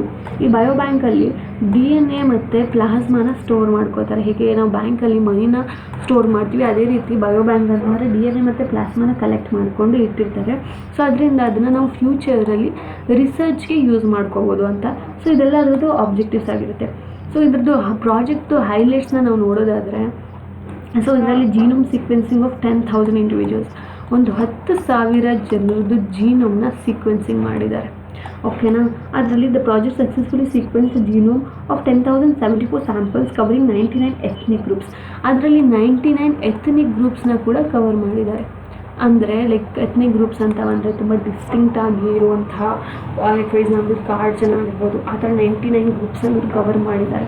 ಬಿಕಾಸ್ ಅವ್ರದ್ದು ಪರ್ಟಿಕ್ಯುಲರ್ ಜೀನ್ಸೇ ಬೇರೆ ಇರುತ್ತೆ. ಫಾರ್ ಎಕ್ಸಾಂಪಲ್ ನೀವು ಸೋಲಿಗಾಸ್ ನೋಡಿರ್ಬೋದು, ಅವ್ರ ಹೇರ್ಸ್ ಎಲ್ಲ ಲೈಕ್ ಆಲ್ಮೋಸ್ಟ್ ಲೈಕ್ ಆಫ್ರಿಕನ್ಸ್ ಥರ ಇರುತ್ತೆ ಅಲ್ವಾ, ಬಿಗ್ ನಾರ್ಮಲ್ ಜನದ್ದು ಆ ಥರ ಇರೋದಿಲ್ಲ. ಸೊ ಆ ಥರ ಎಥ್ನಿಕ್ ಗ್ರೂಪ್ಸ್ಗಳದ್ದು ತುಂಬ ಡಿಫ್ರೆಂಟ್ ಆಗಿರುತ್ತೆ ಜೆನೆಟಿಕ್ ಡೈವರ್ಸಿಟಿ. ಸೊ ಆ ಥರ 99 ಎಥ್ನಿಕ್ ಗ್ರೂಪ್ಸ್ನ ಇನ್ಕ್ಲೂಡ್ ಮಾಡ್ಕೊಂಡಿದ್ದಾರೆ 10,000 ಪೀಪಲ್ ಒಳಗಡೆ. ಅದೇ ರೀತಿ creation of genetic database. So data is actually securely stored at Indian biological data centre, IBDC ಅಂತ ಒಂದಿದೆ, ಇಂಡಿಯನ್ ಬಯಾಲಜಿಕಲ್ ಡೇಟಾ ಸೆಂಟರ್ ಅಂತ. ಓಕೆನಾ, ಇಲ್ಲಿ ಏನು ಮಾಡ್ತಾರೆ, ಈ ಏನೇನು ಡೇಟಾಸ್ ಕಲೆಕ್ಟ್ ಆಗಿದೆ ಅದೆಲ್ಲನೂ ಕೂಡ ಸೆಕ್ಯೂರಾಗಿ ಸ್ಟೋರ್ ಮಾಡ್ತಾರೆ. ಅದೊಂದು ಲೈಕ್ ರೆಫರೆನ್ಸ್ ಥರ ಆ್ಯಕ್ಟ್ ಮಾಡುತ್ತೆ ಮುಂದೆ ರಿಸರ್ಚ್ ಮಾಡೋರಿಗೆ. ಅದೆಲ್ಲ ಒಂದು ರೆಫರೆನ್ಸ್ ಥರ ಆ್ಯಕ್ಟ್ ಮಾಡುತ್ತೆ ಈ ಥರ ಜೆನೆಟಿಕ್ ಡೇಟಾಬೇಸ್ನ ಕ್ರಿಯೇಟ್ ಮಾಡೋದ್ರಿಂದ.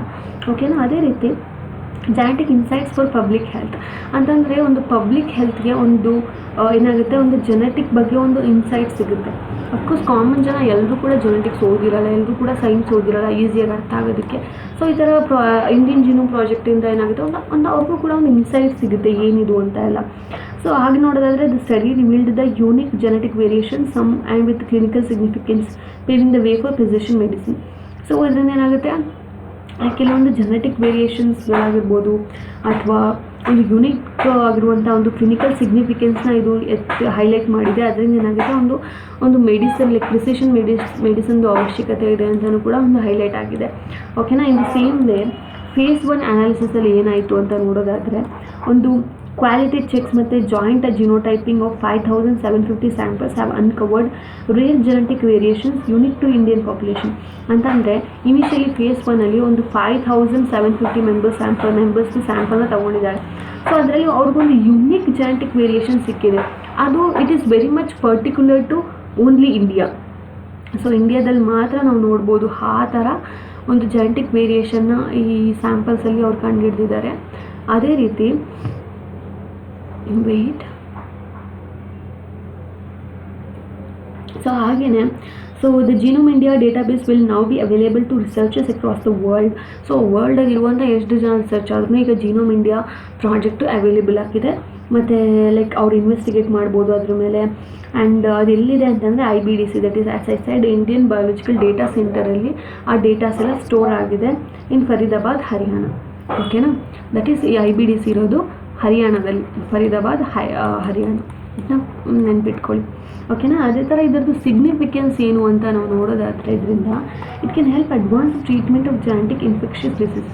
ಎಷ್ಟೊಂದು ಜೆನೆಟಿಕ್ ಡಿಸೀಸಸ್ ಇದ್ದಾವೆ ಅಥವಾ ಎಷ್ಟೊಂದು ಇನ್ಫೆಕ್ಷಿಯಸ್ ಡಿಸೀಸ್ಗಳಿದ್ದಾವೆ. ಸೊ ಇದರಿಂದ ಏನಾಗುತ್ತೆ, ಅದಕ್ಕೆಲ್ಲ ಒಂದು ಲೈಕ್ ಒಂದು ಅಡ್ವಾನ್ಸ್ ಟ್ರೀಟ್ಮೆಂಟ್ನ ಕೊಡೋದಕ್ಕೆ ಒಂದು ಹೆಲ್ಪ್ ಆಗುತ್ತೆ ಈ ಪ್ರಾಜೆಕ್ಟಿಂದ. ಓಕೆನಾ. ಸೊ ಅದೇ ರೀತಿ so that is about Indian Genome Project. Let's move on to the next concept that's in news, that is the de-extinction and the dire wolf. ಇದೊಂದು ಸೈಂಟಿಫಿಕ್ ಆ್ಯಂಡ್ ಎಥಿಕಲ್ ಅನಾಲಿಸಿಸ್ ಅಂತಂದರೆ ಒಂದು D-extinction ಮತ್ತು ಡೈರ್ ವಾಲ್ಫ್ ಒಂದು scientific ಮತ್ತು ethical analysis ಮಾಡಿದ್ದಾರೆ. ಏನಿದು D-extinction? ಇಷ್ಟು ಸಲ ನಾವು ಬರೀ ಎಕ್ಸ್ಟಿಂಕ್ಷನ್ ಅಂತ ನೋಡ್ತಾ ಇದ್ವಿ ಅಲ್ವಾ, ಎಕ್ಸ್ಟಿಂಕ್ಟ್ ಆಗಿಬಿಟ್ಟಿದೆ ಆ ಪ್ರಾಣಿ, ಇನ್ನು ವೈಲ್ಡಲ್ಲೂ ಇಲ್ಲ, ಯಾವುದೇ ಥರ ಕಾಡಲ್ಲೂ ಇಲ್ಲ ಅಥವಾ ನಾಡಲ್ಲೂ ಇಲ್ಲ, ಅದನ್ನು ಎಕ್ಸ್ಟಿಂಕ್ಟ್ ಆಗಿಬಿಟ್ಟಿದೆ ಅಂತ ಹೇಳ್ತೀವಿ.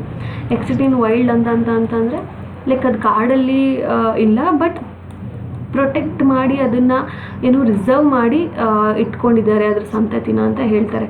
That is called as extinct in wild. ಅಂತಂದರೆ ಕಾಡಲ್ಲಿಲ್ಲ, ಬಟ್ ಪ್ರೊಟೆಕ್ಷನ್ ಏರಿಯಾಸಲ್ಲಿ ಅಥವಾ ಪ್ರೊಟೆಕ್ಟ್ ಮಾಡಿ ಅದನ್ನು ಪ್ರಿಸರ್ವ್ ಮಾಡಿದ್ದಾರೆ ಅಂತ ಅರ್ಥ. ಬಟ್ ಎಕ್ಸ್ಟಿಂಕ್ಟ್ ಅಂತ ಬಂತ ಹೇಳಿದ್ರೆ ಅದು ಕಾಡಲ್ಲೂ ಇಲ್ಲ, ನಾಡಲ್ಲೂ ಇಲ್ಲ, ಯಾರು ಕೂಡ ಪ್ರೊಟೆಕ್ಟ್ ಮಾಡಿದ್ನ ಪ್ರಿಸರ್ವ್ ಮಾಡಿಲ್ಲ ಅಂತ ಅರ್ಥ. ಸೊ ಇದೇನಿದು ಡಿ-ಎಕ್ಸ್ಟಿಂಕ್ಷನ್, ಹೊಸ ವರ್ಡ್. ಇದ್ರ ಬಗ್ಗೆ ನಾವು ನೋಡೋದಾದರೆ, ಸೊ ಇದೊಂದು process of reviving extinct species using advanced biotechnology, particularly gene editing, clonings and selective breeding. It is a part of emerging field of synthetic biology. Oh my god, de-extinction ಅಂತಂದರೆ ಯಾವ್ಯಾವ organisms extinct ಆಗಿಬಿಟ್ಟಿದ್ದಾವೆ ಅದನ್ನು ಈ ಥರ biotechnology ಅಥವಾ advanced biotechnology ಅನ್ನೋ ಟೆಕ್ನಾಲಜಿನ use ಮಾಡಿಕೊಂಡು like gene editing ಮಾಡೋದಾಗಿರ್ಬೋದು, ಅಥವಾ ಕ್ಲೋನಿಂಗ್ ಮಾಡೋದಾಗಿರ್ಬೋದು, ಅಥವಾ ಸೆಲೆಕ್ಟಿವ್ ಬ್ರೀಡಿಂಗ್ ಮಾಡೋದಾಗಿರ್ಬೋದು. ಇವೆಲ್ಲ ಬಯೋಟೆಕ್ನಾಲಜಿ, ಕೆಲವೊಂದು ಟೆಕ್ನಾಲಜೀಸ್ ಬಯೋಟೆಕ್ನಾಲಜಿ ಡಿಪಾರ್ಟ್ಮೆಂಟಲ್ಲಿ ಈ ಥರ ಟೆಕ್ನಿಕ್ಸ್ನ ಟೆಕ್ನಾಲಜಿನ ಯೂಸ್ ಮಾಡಿಕೊಂಡು ಆ ಥರ ಎಕ್ಸ್ಟಿಂಕ್ಟ್ ಆಗಿರುವ ಆರ್ಗ್ಯಾನಿಸಮ್ಸ್ನ ಮತ್ತೆ ರಿವೈವ್ ಮಾಡೋದು. ಓಕೆನಾ, ಅದನ್ನ ಮತ್ತೆ ಪಡ್ಕೊಳ್ಳೋದನ್ನ ನಾವೇನಂತೀವಿ ಡಿ-ಎಕ್ಸ್ಟಿಂಕ್ಷನ್ ಅಂತ ಕರಿತೇವೆ. ಇದೊಂದು ಲೈಕ್ ಸಿಂಥೆಟಿಕ್ ಬಯಾಲಜಿಯಲ್ಲಿ ಒಂದು ಎಮರ್ಜಿಂಗ್ ಆಗಿರುವಂಥ ಟ್ರೆಂಡ್. ಸಿಂಥೆಟಿಕ್ ಬಯಾಲಜಿ ಅಂತ ಏನು ಕರಿತೀವಿ ಅದರಲ್ಲಿ ಎಮರ್ಜ್ ಆಗ್ತಿರುವಂಥ ಒಂದು ಹೊಸ ಟಾಪಿಕ್ ಇದು ಸಿಂಥೆಟಿಕ್ ಬಯೋಟೆಕ್ನಾಲಜಿಯಲ್ಲಿ ಅಥವಾ ಸಿಂಥೆಟಿಕ್ ಬಯಾಲಜಿಯಲ್ಲಿ. ಓಕೆನಾ, ಇದರಲ್ಲಿ ಮೇಜರ್ ಏನೇನಿದೆ ಈ ಥರ ಡಿ-ಎಕ್ಸ್ಟಿಂಕ್ಷನ್ ಅಂತಂದರೆ ರೀಸ್ಟೋರ್ ಲಾಸ್ಟ್ ಬಯೋಡೈವರ್ಸಿಟಿ. ಸೊ ಕಳೆದೋಗಿರುವಂತಹ ಬಯೋಡೈವರ್ಸಿಟಿನ ಮತ್ತೆ ಅದನ್ನು ರೀಸ್ಟೋರ್ ಮಾಡುವಂಥದ್ದು. ಮತ್ತು ರೀಬ್ಯಾಲೆನ್ಸ್ ಎಕೋಸಿಸ್ಟಮ್, ಮತ್ತು ಎಕೋಸಿಸ್ಟಮ್ನ ರೀಬ್ಯಾಲೆನ್ಸ್ ಮಾಡಬೇಕು. ಇವಾಗ ಬ್ಯಾಲೆನ್ಸ್ ತಪ್ಪೋಗಿದೆ, ಅದನ್ನ ಮತ್ತೆ ನಾವು ರೀಬ್ಯಾಲೆನ್ಸ್ ಮಾಡಬೇಕು. ಮತ್ತು promote scientific innovation. So scientific innovation ಈ ಥರ ಅದನ್ನೆಲ್ಲ ನಾವು ಪ್ರಮೋಟ್ ಮಾಡಬೇಕು. ಸೊ ಸೈಂಟಿಫಿಕಲಿ ನಾವು ತುಂಬ ಚೆನ್ನಾಗಿ ಮೂವ್ ಆಗಬೇಕು ಅನ್ನೋದೇ ಇದ್ರದ್ದು ಮೇಜರ್ ಏಮ್. ಸೊ ರೀಸೆಂಟಾಗಿ ಏನಾಗಿದೆ ಅಂತಂತಂದರೆ ಕೊಲೋಸಲ್ ಬಯೋಸೈನ್ಸ್ ಇದೆಯಲ್ಲ, US ಬೇಸ್ಡ್ ಫಾರ್ಮ್, ಅದು ಒಂದು ಕೊಲೋಸಲ್ ಬಯೋಸೈನ್ಸ್ ಅಂತ ಇದೆ. ಸೊ ಅದರಲ್ಲಿ ಏನಾಗಿದೆ, it's an iconic ice age predator. ಅದರಲ್ಲಿ ಏನಾಗಿದೆ, they have revived this dire wolf. So ಈ ಡೈರ್ ವಾಲ್ಫ್ ಅಂತ ಏನಿದೆ ಅದನ್ನು ಅವರು ರಿವೈವ್ ಮಾಡಿದ್ದಾರೆ. Oh my god, this is like insane. Wait,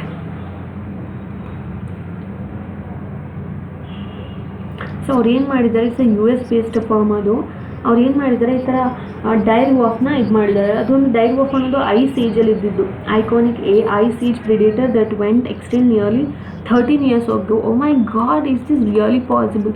13 years ago ಅದು ಎಕ್ಸ್ಟಿಂಕ್ಟ್ ಆಗಿತ್ತು. ಐಸ್ ಏಜಲ್ಲಿ ಅದು ತುಂಬಾ ಇಂಪಾರ್ಟೆಂಟ್ ಪ್ರಿಡೇಟರ್ ಆಗಿತ್ತು ಲೈಕ್. ಓಕೆನಾ, ಬಟ್ ಅದನ್ನು ಇವಾಗ ರಿವೈವ್ ಮಾಡಿದ್ದಾರೆ ಅಂತಂದರೆ ಲೈಕ್ ತುಂಬ ಆಶ್ಚರ್ಯ ಅನಿಸ್ತಾ ಇದೆ. Like however, the claim has sparked debate on scientific accuracy, ethical consideration and ecological impact. So ಇದರಿಂದ ಒಂದು ಲೈಕ್ ಕನ್ಸರ್ನ್ಸ್ ಆಬ್ವಿಯಸ್ಲಿ ಇರುತ್ತಲ್ವಾ, ಆಗಿನ ಕಾಲದ ಪ್ರಿಡೇಟರ್ನ ಇವಾಗ ತಂದರೆ. ಸೊ ಅದರಿಂದ ಲೈಕ್ ಎಷ್ಟು ಅಕ್ಯುರೇಟ್ ಆಗಿದೆ. ಸೊ ಈಗ ವಾಪಸ್ ಅದನ್ನ ರಿವೈವ್ ಮಾಡಿದ್ದಾರೆ ಅಂತಂದರೆ ಎಷ್ಟು ಅಕ್ಯುರೇಟಾಗಿ ಆ ಪ್ರಾಣಿ ಇದೆ ಅಥವಾ ಸೈಂಟಿಫಿಕ್ ಅಕ್ಯುರೇಸಿ ಬಗ್ಗೆಯೂ ಕೂಡ ಒಂದು ಕ್ವೆಶನ್ ಮಾಡ್ತಿದ್ದಾಗುತ್ತೆ. Like what if it's much more dangerous. ನಾವು ಅದು ಅಕ್ಯುರೇಟಾಗಿ ಲೈಕ್ ಇವಾಗ ಆಮೇಲೆ ಪ್ರೆಸೆಂಟ್ಲಿ ಇವಾಗಿನ ಸಿಚುವೇಶನ್ನೇ ಬೇರೆ ಇದೆ. ಸೊ ಇದರಿಂದ ಏನಾಗುತ್ತೆ, ಎಕಾಲಜಿಕಲ್ ಇಂಪ್ಯಾಕ್ಟ್ ಕೂಡ ಆಗ್ಬೋದು, ಎನ್ವಿರಾನ್ಮೆಂಟ್ ಕನ್ಸರ್ನ್ಸ್ ಕೂಡ ಆಗ್ಬೋದು ಅಲ್ವಾ. ಅಟ್ ದ ಸೇಮ್ ಟೈಮ್ ಒಂದು ಎಥಿಕಲ್ ಕನ್ಸಿಡರೇಷನು ಆಗುತ್ತೆ ಅಲ್ವಾ. ಎಥಿಕಲಿ ಕೂಡ ಇದೊಂದು ಇಶ್ಯೂ ಆಗಿ ಅರೈಸ್ ಆಗುತ್ತೆ. ಸೊ ಈ ಥರ ಎಲ್ಲ ತುಂಬ ಕನ್ಸರ್ನ್ಸ್ನ ಎದ್ದೇಳಿಸಿದೆ ಈ ಪರ್ಟಿಕ್ಯುಲರ್ ಟಾಪಿಕ್. ಸೊ ಅದೇ ರೀತಿ ಸೈಂಟಿಫಿಕ್ ಡೀಟೇಲ್ಸ್ ಆಫ್ ದ ಪ್ರಾಜೆಕ್ಟ್ನ ನಾವು ನೋಡೋದಾದರೆ, ಏನಿದು ಕೊಲೋಸಲ್ ಡೋ ಅಂತ ಅದೊಂದು ನಾನು ಹೇಳಿದ್ನಲ್ಲ, ಇದೊಂದು US ಬೇಸ್ಡ್ ಫರ್ಮ್ ಅಂತ. ಸೊ ಇದೇನಾಗಿದೆ ಅಂತಂದರೆ, ಕೊಲೋಸಲ್ ಡೋ ಅನ್ನೋದು ಇದು ಆ್ಯಕ್ಚುಲಿ ಕೊಲೋಸಲ್ ಡೋನೇ ಮಾಡ್ತಾ ಹೇಗೆ ಆ ಪರ್ಟಿಕ್ಯುಲರ್ ಫರ್ಮೇ ಮಾಡಿದ್ದ ಅಥವಾ ಏನಿದೆ ಕೊಲೋಸಲ್ ಡೋ ಅಂತ ನೋಡೋದಾದರೆ, ಸೊ ಆ Colossal do retrieved ancient DNA from 13,000 year old tooth and 72,000 year old skull. Oh my God, ಅದೇನು ಮಾಡಿದೆ ಅಂತಂದರೆ 13 year old ಫಾಸಿಲ್ ಅವ್ರಿಗೆ ಸಿಕ್ಕಿತ್ತು. ದಟ್ ಈಸ್ ಒಂದು ಓಲ್ಡ್ ಟೂತ್ ಅಥವಾ ಆ ಓಲ್ಡ್ ಟೂತ್ನ ತೊಗೊಂಡು ಏನು ಮಾಡಿದ್ದಾರೆ, ಅದೇ ಥರ 72,000 year old ಸ್ಕಲ್ ಸಿಕ್ಕಿದೆ. ಓಕೆನಾ. ಇದರಿಂದ ಅವ್ರು ಏನು ಮಾಡಿದೆ, ಟೂತ್ ಮತ್ತು ಸ್ಕಲ್ಲಿಂದ ಅವರು DNA ಎಕ್ಸ್ಟ್ರಾಕ್ಟ್ ಮಾಡಿದ್ದಾರೆ. ಆನಂತರ sequence the genome of the dire wolf and compare it to the existing canids, wolves and coyotes ಅಂತಂದರೆ ಅವರು ಆ ಜೀನೋಮ್ನ, ಆ ಡೈರ್ ವೋಲ್ಫ್ದು ಜೀನೋಮ್ನ ಸೀಕ್ವೆನ್ಸ್ ಮಾಡಿದ್ದಾರೆ. ಸೀಕ್ವೆನ್ಸ್ ಮಾಡಿ ಅದನ್ನು ಪ್ರೆಸೆಂಟ್ ಆಗಿರುವಂಥ ವಾಲ್ಸ್ಗಳು ಯಾವ್ಯಾವಿದ್ದಾವೆ ಅದ್ರ ಜೊತೆ ಕಂಪೇರ್ ಮಾಡಿದ್ದಾರೆ. ಸೊ ಆನಂತರ ಅವ್ರಿಗೇನು ಅರ್ಥ ಆಗಿದೆ ಅಂದರೆ 99.5% ಸಿಮಿಲಾರಿಟೀಸ್ ಅವ್ರಿಗೆ ಸಿಕ್ಕಿದೆ with modern grey wolves, but key evolutionary difference remain. ಹೌದು, ಎವಲ್ಯೂಷನರಿ ಡಿಫ್ರೆನ್ಸ್ ಮಾತ್ರ ಹಾಗೇ ಇದೆ, ಬಟ್ 99% ಸಿಮಿಲಾರಿಟೀಸ್ ಅವರು ಮಾಡರ್ನ್ ಡೇ ವೂಲ್ಸ್ ಜೊತೆ ಅವ್ರಿಗೆ ಸಿಮಿಲಾರಿಟೀಸ್ ಸಿಕ್ಕಿದೆ. ಆನಂತರ ಅವ್ರು ಏನು ಮಾಡಿದ್ದಾರೆ, made 20 gene edits in 14 genes. ಆ 14 edits in 14 genes of grey wolves using CRISPR technology to emulate ಅಂತಂದರೆ ಅವರು 20 gene editsನ ಮಾಡಿದ್ದಾರೆ. ಓಕೆನಾ, 14 ಜೀನ್ಸಲ್ಲಿ. ಮತ್ತು ಅವ್ರು ಏನು ಮಾಡಿದ್ದಾರೆ, ಕ್ರಿಸ್ಪರ್ ಟೆಕ್ನಾಲಜಿ ಯೂಸ್ ಮಾಡಿಕೊಂಡು ಅವರು ಇದನ್ನು ಇಮ್ಯುಲೇಟ್ ಮಾಡಿದ್ದಾರೆ. ಅಂತಂದರೆ ಅವ್ರದ್ದು ಸೈಜ್ ಆಗಿರ್ಬೋದು ಅಥವಾ ಕಲರ್ ಕೋಟ್ ಆಗಿರ್ಬೋದು, ಅದ್ರ ಪ್ಯಾಟರ್ನ್ ಆಗಿರ್ಬೋದು ಅಥವಾ ಮಸ್ಕುಲೇಚರ್ ಆಗಿರ್ಬೋದು, ಇದನ್ನೆಲ್ಲನೂ ಕೂಡ ಅವರು ಡಿಸೈನ್ ಮಾಡಿದ್ದಾರೆ. ಹಾಗೆಯೇ the resulting 3 puffs, that is ಅದರಿಂದ 3 ಪಪ್ಸ್ಗಳು ರಿಸಲ್ಟ್ ಆಗಿದ್ದಾವೆ. ದಟ್ ಈಸ್ ರೋಮುಲಸ್ ಅಂತ ಹೆಸರು ಕೊಟ್ಟಿದ್ದಾರೆ, ಇನ್ನೊಂದು ರೇಮಸ್ ಅಂತ ಕೊಟ್ಟಿದ್ದಾರೆ, ಇನ್ನೊಂದು ಖಲೀಸಿ ಅಂತ ಕೊಟ್ಟಿದ್ದಾರೆ. ಈ 3 ಪಪ್ಸ್ಗಳು ಹುಟ್ಟಿದ್ದಾವೆ ಥ್ರೂ ಸರೋಗೇಟ್ ಡೊಮೆಸ್ಟಿಕ್ ಡಾಗ್ಸ್. ಅಂತಂದರೆ ಒಂದು ಡಾಗ್ಸ್ ಇದ್ದಾವಲ್ಲ, ಅದನ್ನು ಸರೋಗೇಟ್ ಡೊಮೆಸ್ಟಿಕ್ ಡಾಗ್ಸ್ ಅಂತಂದರೆ ಆ ಡಾಗ್ಸ್ ಎಂಬ್ರಿಯೋಗೆ ಇದನ್ನು ಇದ್ರದ್ದು ಏನಂತಾರೆ ಝೈಗೋಟ್ನ ಹಾಕಿ ಅವರು ಬೆಳೆಸಿ ಈ ಥರ 3 ಪಪ್ಸ್ನ 3 ಪಪ್ಸ್ ಬರ್ತ್ ಆಗಿದೆ. ಓಕೆನಾ, this is insane. Like they have done very tremendous work. Like ಓಕೆನಾ, ಈ ಥರ ಮಾಡಿದ್ದಾರೆ. ಸೊ ಇದರಿಂದ ಸೈಂಟಿಫಿಕ್ ಮತ್ತು ಟ್ಯಾಕ್ಸೋನಮಿಕಲ್ ಕ್ವೆಶನ್ಸ್ ರೈಸ್ ಆಗಿದ್ದಾವೆ. ಯಾವ ಥರ ಅಂತಂದರೆ, while the animals may resemble dire wolves morphologically, they are not genetically identical. Of course ನೋಡೋದಕ್ಕೆ ಅದು ಡೈರ್ ವಾಲ್ಸ್ನ ರಿಸೆಂಬಲ್ ಆಗಿರ್ಬೋದು, ಬಟ್ ಆದರೆ ಅದು ಜೆನೆಟಿಕಲಿ ಐಡೆಂಟಿಕಲ್ ಆಗಿಲ್ಲ. ಓಕೆನಾ, ಟು ದ ಎಕ್ಸ್ಟಿಂಕ್ಟ್ ಸ್ಪೀಷೀಸ್, ಆಯಿತಾ, ಎಕ್ಸ್ಟಿಂಕ್ಟ್ ಸ್ಪೀಷೀಸ್ ಆಗಿದ್ದಾವಲ್ಲ ಅದ್ರದ್ದು ಕಂಪ್ಲೀಟ್ಲಿ ಜೆನೆಟಿಕಲಿ ಐಡೆಂಟಿಕಲ್ ಆಗಿಲ್ಲ. ಸೊ ಅದರಿಂದ ಕೀ ಪಾಯಿಂಟ್ಸ್ ಏನಪ್ಪ ಅಂತಂತ ನೋಡೋದಾದರೆ, ಗ್ರೇ ವಾಲ್ಸ್ ಮತ್ತು ಡೈರ್ ವಾಲ್ಸ್ ಏನಿದ್ದಾವೆ ಡೈವರ್ಜ್ 6 million years ago. ಓಕೆನಾ, so they have millions of base pairs differences despite 99% genome similarity. So ನಾವು ಹೇಳಿದ್ವಿ 99% ಜೀನೋಮ್ ಸಿಮಿಲಾರಿಟಿ ಇದೆ, ಬಟ್ ಆದರೆ millions of base pair difference ಇದ್ದಾವೆ. ಓಕೆನಾ, ಮಿಲಿಯನ್ಸ್ ಆಫ್ ಬೇಸ್ ಪೇರ್ಸ್ಗಳು ಡಿಫ್ರೆನ್ಸ್ ಇದ್ದಾವೆ ಅವ್ರ ಮಧ್ಯ. So Colossal uses the morphological species concept, not the phylogenetic and biological species concept. ಅಂತಂದರೆ ಅವ್ರು ಏನು ಕ್ಲೇಮ್ ಮಾಡ್ತಾರೆ ಅಂತಂದರೆ, ನಾವು ಮಾರ್ಫಾಲಜಿಕಲ್ ಸ್ಪೀಷೀಸ್ ಕಾನ್ಸೆಪ್ಟ್ನ ಯೂಸ್ ಮಾಡಿದ್ದೀವಿ ಅಂತಂದರೆ ನೋಡೋದಕ್ಕೆ ಅದು ಸಿಮಿಲರ್ ಆಗಿ ಕಂಡ್ರೆ ಸಾಕು. ನಾವು phylogenetic like genetically like biologically species ಕಾನ್ಸೆಪ್ಟ್ನ ನಾವು ಯೂಸ್ ಮಾಡಿಲ್ಲ ಅಂತ ಅವ್ರು ಕ್ಲೇಮ್ ಮಾಡ್ತಾರೆ. ಓಕೆನಾ, in the same way the pups are not true dire wolves. ಅದರಿಂದ ಏನಂತ ಕನ್ಕ್ಲೂಡ್ ಮಾಡ್ಬೋದು ಅಂದರೆ, ಅವು ಟ್ರೂ ಆಗಿ ಡೈರ್ ವಾಲ್ಸ್ ಅಂತ ನಾವು ಕನ್ಸಿಡರ್ ಮಾಡೋಕ್ಕಾಗಲ್ಲ. ಬಿಕಾಸ್ ಅದು ಮಾರ್ಫಾಲಜಿಕಲ್ 19% ನಾರ್ಮಲ್ ವಾಲ್ಸ್ ಥರ ಕಾಣ್ಬೋದು, but base pairs millions of base pair ಡಿಫ್ರೆನ್ಸ್ಗಳಿದ್ದಾವೆ. ಮತ್ತು they are not genetically identical to the extinct dire wolf species ಅಂತ ಕೂಡ ಕ್ಲೇಮ್ ಮಾಡ್ತಾರೆ. But gene edited organisms resembling them in appearance ಅಂತಂದರೆ gene editing ಮಾಡೋದ್ರಿಂದ appearance ಒಂದೇ ಥರ ಇದೆ, but genetically they are not identical ಅಂತ ಹೇಳ್ತಾರೆ.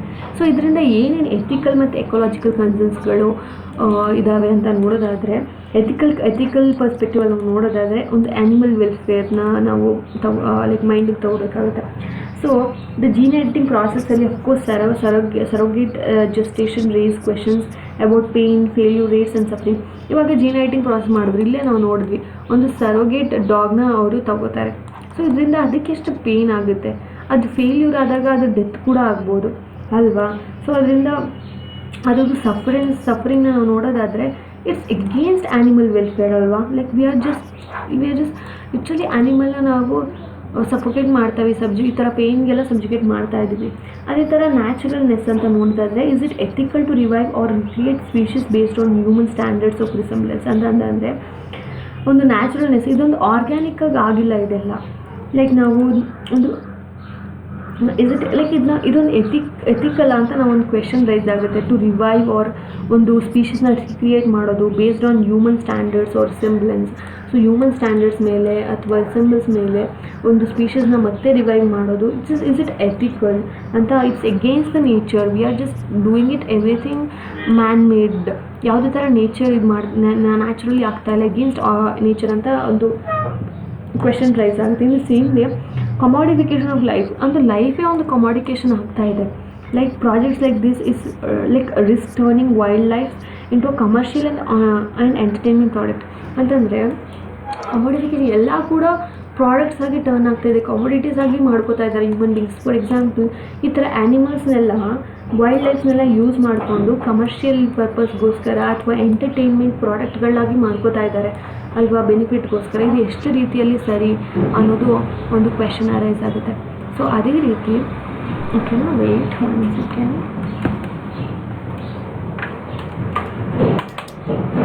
ಸೊ ಅದೇ ರೀತಿ ಎಕಾಲಜಿಕಲ್ ಕನ್ಸರ್ನ್ಸ್ ನೋಡೋದಾದರೆ, ಇದಿಷ್ಟು ಎಥಿಕಲ್ ಕನ್ಸರ್ನ್ಸ್. ಇವಾಗ ಎಕಾಲಜಿಕಲ್ ಕನ್ಸರ್ನ್ಸ್ನ ನಾವು ನೋಡೋದಾದರೆ, ಒಂದು ಹ್ಯಾಬಿಟ್ಯಾಟ್ ಬಗ್ಗೆ ನೋಡೋದಾದರೆ, the original environment of the dire wolves no longer exist in the same way. Okay, ಮುಂಚೆ ನಾವು ಹೇಳಿದ್ವಿ, ಮುಂಚೆ ಎಷ್ಟೊಂದು ವರ್ಷದಿಂದ ಡೈ ವಾಕ್ಸ್ ಎಕ್ಸಿಸ್ಟ್ ಆಗಿತ್ತು. ಸೊ ಅದಕ್ಕೆ ಬೇಕಾದಂಥ ಎನ್ವಿರಾನ್ಮೆಂಟ್ ಆ ಟೈಮಲ್ಲಿ ಇರುತ್ತೆ. ಸೊ ಪ್ರೆಸೆಂಟ್ಲಿ ಅದೇ ಥರ ಎನ್ವಿರಾನ್ಮೆಂಟ್ ಇದೆಯಾ? Definitely no, they just no longer exist in the same way. ಇದರಿಂದ ಅದು ಬದುಕಿದ್ರೂ ಅದು ಆ ಪರ್ಟಿಕ್ಯುಲರ್ ಹ್ಯಾಬಿಟ್ಯಾಟ್ ಇಲ್ಲ. ಸೊ ಅದು ಯಾವ ರೀತಿ ಅದು ಜೀವನ ಮಾಡುತ್ತೆ ಅಲ್ವಾ. ಸೊ ಬಿಹೇವಿಯರ್ ಲಿಮಿಟೇಷನ್ಸ್ ಅಂತ ಕೂಡ ಇನ್ನೊಂದು ಪಾಯಿಂಟ್ ನೀವು ಬರಿಬೋದು. ಈ ಪ್ರಕಾರ ಏನಪ್ಪ ಅಂದರೆ, these pups lack natural parental learning, social structures and hunting skills ಅಂತಂದರೆ ಆಗ ಇವಾಗ ವಾರ್ಸ್ ಹುಟ್ಟಿದೆ. ಸೊ ಅದಕ್ಕೇನಾಗುತ್ತೆ, they don't have any natural parents. ಇವಾಗ ಯಾವುದೇ ಥರ ಪ್ರಾಣಿಗಳಿಗೂ ಅದ್ರ ಪೇರೆಂಟ್ಸ್ ಏನು ಮಾಡ್ತಾರೆ, ಅದಕ್ಕೆ ಬಿಹೇವಿಯರ್ನ ಕಲಿಸ್ಕೊಡುತ್ತೆ, ಹಂಟಿಂಗ್ ಹೇಳ್ಕೊಡುತ್ತೆ, ಮನೆ ಮಾಡ್ಕೊಡೋದು ಹೇಳ್ಕೊಡುತ್ತೆ, ಒಂದು ಸೋಷಿಯಲ್ ಸ್ಟ್ರಕ್ಚರ್ನ ಹೇಳ್ಕೊಡುತ್ತೆ. ಸೊ ಅದಕ್ಕೆ ನ್ಯಾಚುರಲ್ ಪೇರೆಂಟ್ಸ್ ಇರೋದಿಲ್ಲ, ಬಟ್ ಅದು ಹೇಗೆ ಕಲ್ತ್ಕೋತಾವೆ, ಈ ಥರ ಸೋಷಿಯಲ್ ಸ್ಟ್ರಕ್ಚರ್ ಆಗಿರ್ಬೋದು, ಹಂಟಿಂಗ್ ಆಗಿರ್ಬೋದು, ಅಥವಾ ಸರ್ವೈವಲ್ ಸ್ಕಿಲ್ಸ್ನ ಹೇಗೆ ಕಲ್ತ್ಕೋತವೆ. ಸೊ ಅದರಿಂದ ಇವು ತುಂಬ ಸಸೆಪ್ಟಬಲ್ ಆಗಿಬಿಡ್ತವೆ, ಬೇರೆ ಪ್ರಾಣಿಗಳಿಗೆ, ಪ್ರಿಡೇಟರ್ಸ್ಗಳಿಗೆ ಇವು ಆಹಾರ ಆಗಿಬಿಡ್ತವೆ. ಸೊ ಇದಕ್ಕೆ ಸರ್ವೈವಲ್ ಸ್ಕಿಲ್ಸೇ ಇರೋದಿಲ್ಲ. It the same time risk of invasiveness ಅಂತಂದರೆ, so unregulated introduction could disturb existing ಇಸಿಸ್. ಸೊ ಇದು ಕೆಲವೊಂದ್ಸಲ ಇನ್ವೇಸಿವ್ ಸ್ಪೀಷೀಸ್ ಆಗಿ ಕೂಡ ಆ್ಯಕ್ಟ್ ಮಾಡ್ಬೋದು. ಇವಾಗ ನಾವು ಇದನ್ನು ಒಂದು ಎಕೋಸಿಸ್ಟಮ್ ಬಿಡ್ತೀವಿ ಅಂದ್ಕೊಳ್ಳಿ. ಸೊ ಇದು ಒಂದು ಏಲಿಯನ್ ಸ್ಪೀಷೀಸ್ ಆಗಿ ಬಂದು, ಯಾರಿಗೆ ಗೊತ್ತು, ಇಲ್ಲಿರುವಂಥ ಎಕೋಸಿಸ್ಟಮ್ನೆಲ್ಲ ಹಾಳು ಮಾಡಿ, ಅಲ್ಲಿರೋ ಪ್ರಾಣಿಗಳನ್ನೆಲ್ಲ ತಾನೇ ತಿಂದು ಅದೊಂದು ಎಕೋಸಿಸ್ಟಮ್ನೇ ಹಾಳು ಮಾಡ್ಬೋದಲ್ವಾ. ಒಂದು ಇನ್ವೇಸಿವ್ ಸ್ಪೀಷೀಸ್ ಆಗಿ ಕೂಡ ಆ್ಯಕ್ಟ್ ಮಾಡ್ಬೋದಲ್ವಾ. ಸೊ ಇದು ಎಕೋಲಾಜಿಕಲ್ ಕನ್ಸರ್ನ್ಸ್ನ ಕೂಡ ಹೇಳ್ತಾ ಇದೆ. In the same way broader ಕಾಂಟೆಕ್ಸ್ಟಲ್ಲಿ ನೋಡಿದ್ರೆ ಈ ಡಿ ಎಕ್ಸ್ಟೆನ್ಷನ್ ಟಾಪಿಕ್ನ, ಸೊ ಕೊಲೋಸಲ್ ಅಂತ ನಾವು ಏನು ನೋಡಿದ್ವಿ, it also works on reviving the woolly mammoth using Asian elephants has created a woolly mice as early models. So ಈ ಕೊಲೋಸಲ್ ಅನ್ನೋ ಒಂದು ಕಂಪ್ನಿ ಏನಿದೆ, ಅದು ಮುಂಚೆನೂ ಕೂಡ ಒಂದು woolly mammothನ ಅದು ಕ್ರಿಯೇಟ್ ಮಾಡಿತ್ತು. ಓಕೆನಾ, woolly mammoth, sorry it's O, ಓಕೆನಾ, woolly mammothನ ಕ್ರಿಯೇಟ್ ಮಾಡಿತ್ತು. ಏನು ಯೂಸ್ ಮಾಡಿಕೊಂಡು ಯೂಸಿಂಗ್ ಏಷ್ಯನ್ ಎಲಿಫೆಂಟ್ಸ್ ಇದನ್ನು ಈ woolly mammothನ ಕ್ರಿಯೇಟ್ ಮಾಡಿತ್ತು. ಅದನ್ನು ಏನು ಲೈಕ್ ಅದನ್ನ woolly mice ಅಂತ ಕೂಡ ಕರೀತಾರೆ. ಸೊ ಇದೇ ಥರ ಮಾಡೆಲ್ನ ಯೂಸ್ ಮಾಡಿಕೊಂಡು, ಸೊ ಅದರ್ ಎಕ್ಸಾಂಪಲ್ಸ್ ಯಾವ್ದು ಅಂತ ನಾವು ನೋಡೋದಾದರೆ, ಪೈನಿಯನ್ ಐಬೆಕ್ಸ್ ಅಂತಂದರೆ ಇದನ್ನ ಬುಕಾರ್ಡು ಅಂತ ಕರೀತಾರೆ. ಅದನ್ನ 2003 ರಿವೈವ್ ಮಾಡಿದ್ರು, ಬಟ್ ಬರ್ತ್ ಆದ ತಕ್ಷಣ ಅದು ಸತ್ತೋಗ್ಬಿಡ್ತು, ಅದು ಏನು ಬುಕಾರ್ಡು ಅನ್ನೋ ಒಂದು ಪ್ರಾಣಿ. And the same way passenger Pigeon ಅಂತ ಇದೆ, ದಟ್ ಆ್ಯಂಡ್ ಡೋಡೋ ಅಂತ ಕರೀತಾರೆ. They are the future targets. ಮುಂಚೆ ಹೇಗೆ ಪ್ಯಾಸೆಂಜರ್ ಪಿಜನ್ಸ್ಗಳಿದ್ವು ಅಂತಂದರೆ ಒಂದು ದೇಶದಿಂದ ಒಂದೊಂದು ಅಥವಾ ಒಂದು ಪ್ಲೇಸಿಂದ ಇನ್ನೊಂದು ಪ್ಲೇಸಿಗೆ ಪತ್ರನ ರವಾನೆ ಮಾಡ್ತಾಯಿದ್ವು ಆಗಿನ ಕಾಲದ ಪಕ್ಷಿಗಳು. ಸೊ ಆ ಥರ ಪ್ಯಾಸೆಂಜರ್ ಪಿಜನ್ಸ್ ಅಥವಾ ಡೂಡೋನ ಅವ್ರು ಮುಂದೆ ಫ್ಯೂಚರ್ ಟಾರ್ಗೆಟ್ಸಲ್ಲಿ ಮತ್ತೆ ರಿವೈವ್ ಮಾಡಬೇಕು ಅಂದ್ಕೊಂಡಿದ್ದಾರೆ. While de-extinction garners public interest, it remains controversial in the scientific community due to the concerns about feasibility, cost effectiveness and ecological viability. ಅಂತಂದರೆ ಅಫ್ಕೋರ್ಸ್ ಇದು ರಿವೈವಬಿಲಿಟಿ ಒಂಥರ ಚೆನ್ನಾಗಿ ಅನಿಸ್ಬೋದು, ಬಟ್ ಇದಕ್ಕೆ ಅದರದ್ದೇ ಆದಂಥ ಒಂದು ಸೈಂಟಿಫಿಕ್ ಮತ್ತು ಎಕಲಾಜಿಕಲ್ ಕನ್ಸರ್ನ್ಸ್ ಇದ್ದಾವೆ. ಮತ್ತು ಇದು ಕೂಡ ಕಾಸ್ಟ್ ಎಫೆಕ್ಟಿವ್ ಅಂತ ಅನಿಸೋದಿಲ್ಲ, ಎಕ್ಸ್ಪೆನ್ಸಿವ್ ಆಗಿದ್ದಾವೆ. ಮತ್ತು ಎಕಲಾಜಿಕಲ್ ವಯಬಿಲಿಟಿನೂ ಕೂಡ ಅಷ್ಟರಲ್ಲೇ. ಸೊ ಹಾಗಾಗಿ ಕೆಲವೊಂದು ಇದಕ್ಕೆ ತುಂಬಾ ಕನ್ಸರ್ನ್ಸ್ಗಳಿದೆ ಅಂತ ಹೇಳ್ಬೋದು. ಸೊ ಇದರಿಂದ ಅಪ್ಲಿಕೇಶನ್ಸ್ಗಳೇನೇನು, ಬೆನಿಫಿಟ್ಸ್ಗಳೇನೇನು ಅಂತ ನೋಡೋದಾದರೆ ಈ ಟೆಕ್ನಾಲಜಿಯಿಂದ, ಸೊ ರೀಸ್ಟೋರಿಂಗ್ ಎಕೋಸಿಸ್ಟಮ್ ಅಂತಂದರೆ ಈ ಥರ ರೀಇಂಟ್ರೊಡ್ಯೂಸ್ ಮಾಡೋದ್ರಿಂದ ಎಕ್ಸ್ಟೆಂಟ್ ಆಗಿರುವ ಹರ್ಬಿವೋರ್ಸ್ ಆಗಿರ್ಬೋದು, ಕಾರ್ನಿವೋರ್ಸ್ ಆಗಿರ್ಬೋದು, ಇದರಿಂದ ರೀಬ್ಯಾಲೆನ್ಸ್ ಮಾಡೋಕ್ಕೆ ಹೆಲ್ಪ್ ಮಾಡುತ್ತೆ. ಈಗ ಯಾವ್ಯಾವುದು ಎಕೋಸಿಸ್ಟಮ್ ಡಿಗ್ರೇಡ್ ಆಗಿಬಿಟ್ಟಿದ್ದಾವೆ ಅದನ್ನೆಲ್ಲ ಕೂಡ ಇದು ರೀಬ್ಯಾಲೆನ್ಸ್ ಮಾಡುತ್ತೆ, ಒಂದು ಎಕೋಸಿಸ್ಟಮ್ನ ಮತ್ತೆ ರೀಸ್ಟೋರ್ ಮಾಡುವಂಥ ಕೆಲಸನ ಮಾಡ್ತಾ ಇದೆ ಅಂತ ಇದೊಂದು ಬೆನಿಫಿಟ್ ಅಂತ ಅಂದ್ಕೋಬೋದು. ಬಿಕಾಸ್ ಎಕ್ಸ್ಟೆಂಟ್ ಆಗಿರೋ ಸ್ಪೀಡ್ಸ್ ಎಲ್ಲ ಮತ್ತೆ ಬರ್ತಾ ಇದೆ. ಈಗ ಒಂದು ಗಿಡ ಯಾವುದು ಎಕ್ಸ್ಟೆಂಟ್ ಆಗಿದೆ ಅದನ್ನ ಮತ್ತೆ ರಿವೈವ್ ಮಾಡಿದ್ದೀವಿ, ಅದರಿಂದ ಏನಾಗುತ್ತೆ ಮತ್ತೆ ಎಕೋಸಿಸ್ಟಮ್ ರೀಸ್ಟೋರ್ ಆಗ್ತಾ ಇದೆ, ಮತ್ತೆ ಬ್ಯಾಲೆನ್ಸ್ ಮಾಡ್ತಾ ಇದ್ದೀವಿ ಅನ್ನೋದು ಇದ್ರದ್ದು advantage, benefits. Like for example Arctic tundra rewilding ಆಗಿರ್ಬೋದು, ಆ ಥರದ್ದೆಲ್ಲ ಎಕ್ಸಾಂಪಲ್ ನಾವು ಕೊಡ್ಬೋದು. ಅದೇ ಥರ ಬಯೋಡೈವರ್ಸಿಟಿ ರಿಸರ್ಚ್ ಅದೊಂದು ಬೆನಿಫಿಟ್. ಯಾವ ಥರ ಅಂತ ನೋಡೋದಾದರೆ understanding evolutionary genetics, disease resistance and adaptation ಅಂತಂದರೆ ಒಂದು ಎವಲ್ಯೂಷನರಿ ಜೆನೆಟಿಕ್ಸ್ ಅಂತಂದರೆ ಹೇಗೆ ನಮ್ಮ ಜೆನೆಟಿಕ್ಸ್ ಎವಾಲ್ವ್ ಆಗಿದ್ದಾವೆ, ಮತ್ತು ಡಿಸೀಸ್ ರೆಸಿಸ್ಟೆನ್ಸು ಮತ್ತು ಅಡ್ಯಾಪ್ಟೇಷನು, ಇದ್ರ ಬಗ್ಗೆ ಎಲ್ಲ ನಾವು ರಿಸರ್ಚ್ ಮಾಡ್ಬೋದು. ಓಕೆನಾ. ಮತ್ತು advancement in biotechnology, like for example biotechnology ಎಷ್ಟು ಚೆನ್ನಾಗಿ ಅಡ್ವಾನ್ಸ್ ಆಗಿದೆ ಅಂತಂದರೆ ಈಗ ನಾವು ಕ್ರಿಸ್ಪರ್ ಟೆಕ್ನಾಲಜಿ ಬಗ್ಗೆ ನೋಡಿದ್ವಿ, ಮತ್ತು ಒಂದು ಜೀನೋಮಿಕ್ ಟೂಲ್ಸ್ ಬಗ್ಗೆ ನಾವು ನೋಡಿದ್ವಿ. So they can have spin of benefits in human medicines and conservation genetics ಅಂತಂದರೆ ಇದು ಮೆಡಿಸಿನಲ್ಲೂ ಕೂಡ ಹೆಲ್ಪ್ ಮಾಡ್ಬೋದು. ಸೊ ದಟ್ ಮಾನವರಿಗೆ ತುಂಬಾ ಯೂಸ್ ಆಗುತ್ತೆ ಮೆಡಿಸಿನ್ ಫೀಲ್ಡಲ್ಲಿ, ಅಥವಾ ಒಂದು ಜೆನೆಟಿಕ್ಸ್ನ ಜೀನ್ಸ್ನೆಲ್ಲ ಕನ್ಸರ್ವ್ ಮಾಡೋದಾಗಿರ್ಬೋದು. ಇದರಿಂದ ಫ್ಯೂಚರ್ ರಿಸರ್ಚರ್ಸ್ಗೆ ಅಥವಾ ಒಂದು ಲೈಕ್ ಡಿಸೀಸ್ನ ಕಾಂಬ್ಯಾಟ್ ಮಾಡೋದಕ್ಕೆ, ಲೈಕ್ ಜೆನೆಟಿಕ್ ಡಿಸೀಸ್ ಆಗಿರ್ಬೋದು, ಇನ್ಫೆಕ್ಷನ್ನ ಕಾಂಬ್ಯಾಟ್ ಮಾಡೋದಕ್ಕೆ ಈ ಥರ ಟೆಕ್ನಾಲಜೀಸ್ ತುಂಬ ಯೂಸ್ ಆಗುತ್ತೆ. ಬಟ್ ಇದರಿಂದ ಲಿಮಿಟೇಷನ್ಸ್ಗಳೇನು, ಇದನ್ನು ಅಡ್ವಾಂಟೇಜಸ್ ನೋಡಿದ್ವಿ. ಲಿಮಿಟೇಷನ್ಸ್ ಅಂತ ನೋಡೋದಾದರೆ ಒಂದು ಇನ್ಕಂಪ್ಲೀಟ್ DNA ರಿಕವರಿ ಅಂತಂದರೆ ancient DNA is often degraded. ಹೌದು, ಏನ್ಷಿಯಂಟ್ DNA ಆಲ್ಮೋಸ್ಟ್ ಡಿಗ್ರೇಡ್ ಆಗಿಬಿಟ್ಟಿದೆ. So limiting the scope of genetic accuracy. So ಆದರೂ DNA ಎಕ್ಸ್ಟ್ರಾಕ್ಟ್ ಮಾಡಿ ಅದರಿಂದ ಈ ಥರ ಎಲ್ಲ ಮಾಡಿದಾಗ ಒಂದು ಜೆನೆಟಿಕ್ ಅಕ್ಯೂರೇಸಿ ಅಷ್ಟೊಂದು ಇರಲ್ಲ ಅನ್ನೋದೊಂದು ಭಾವನೆ ಅಲ್ವಾ. ಈಗ ಅದೆಲ್ಲ ಡಿಗ್ರೇಡ್ ಆಗಿಬಿಟ್ಟಿದೆ, ಅದರಲ್ಲೂ ಕೂಡ ಇಷ್ಟೆಲ್ಲ ಮಾಡ್ತಾ ಇದ್ದಾರೆ ಅಂತಂದರೆ ಒಂದು ಅದರಿಂದ ಅಕ್ಯೂರೇಸಿ ಇರಲ್ಲ. ಲೈಕ್ ಆಗಿನ ಟೈಮಲ್ಲೇ ಬೇರೆ ಥರ ಇರುತ್ತೆ, ಅಕ್ಯುರೇಟ್ ಇರೋಲ್ಲ ಅಂತ ಅನಿಸುತ್ತೆ.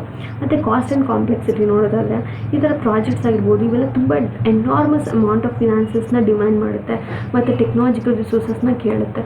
ಹಾಗಾಗಿ ತುಂಬ ಎಕ್ಸ್ಪೆನ್ಸಿವ್ ಅಂತ ಇರುತ್ತೆ.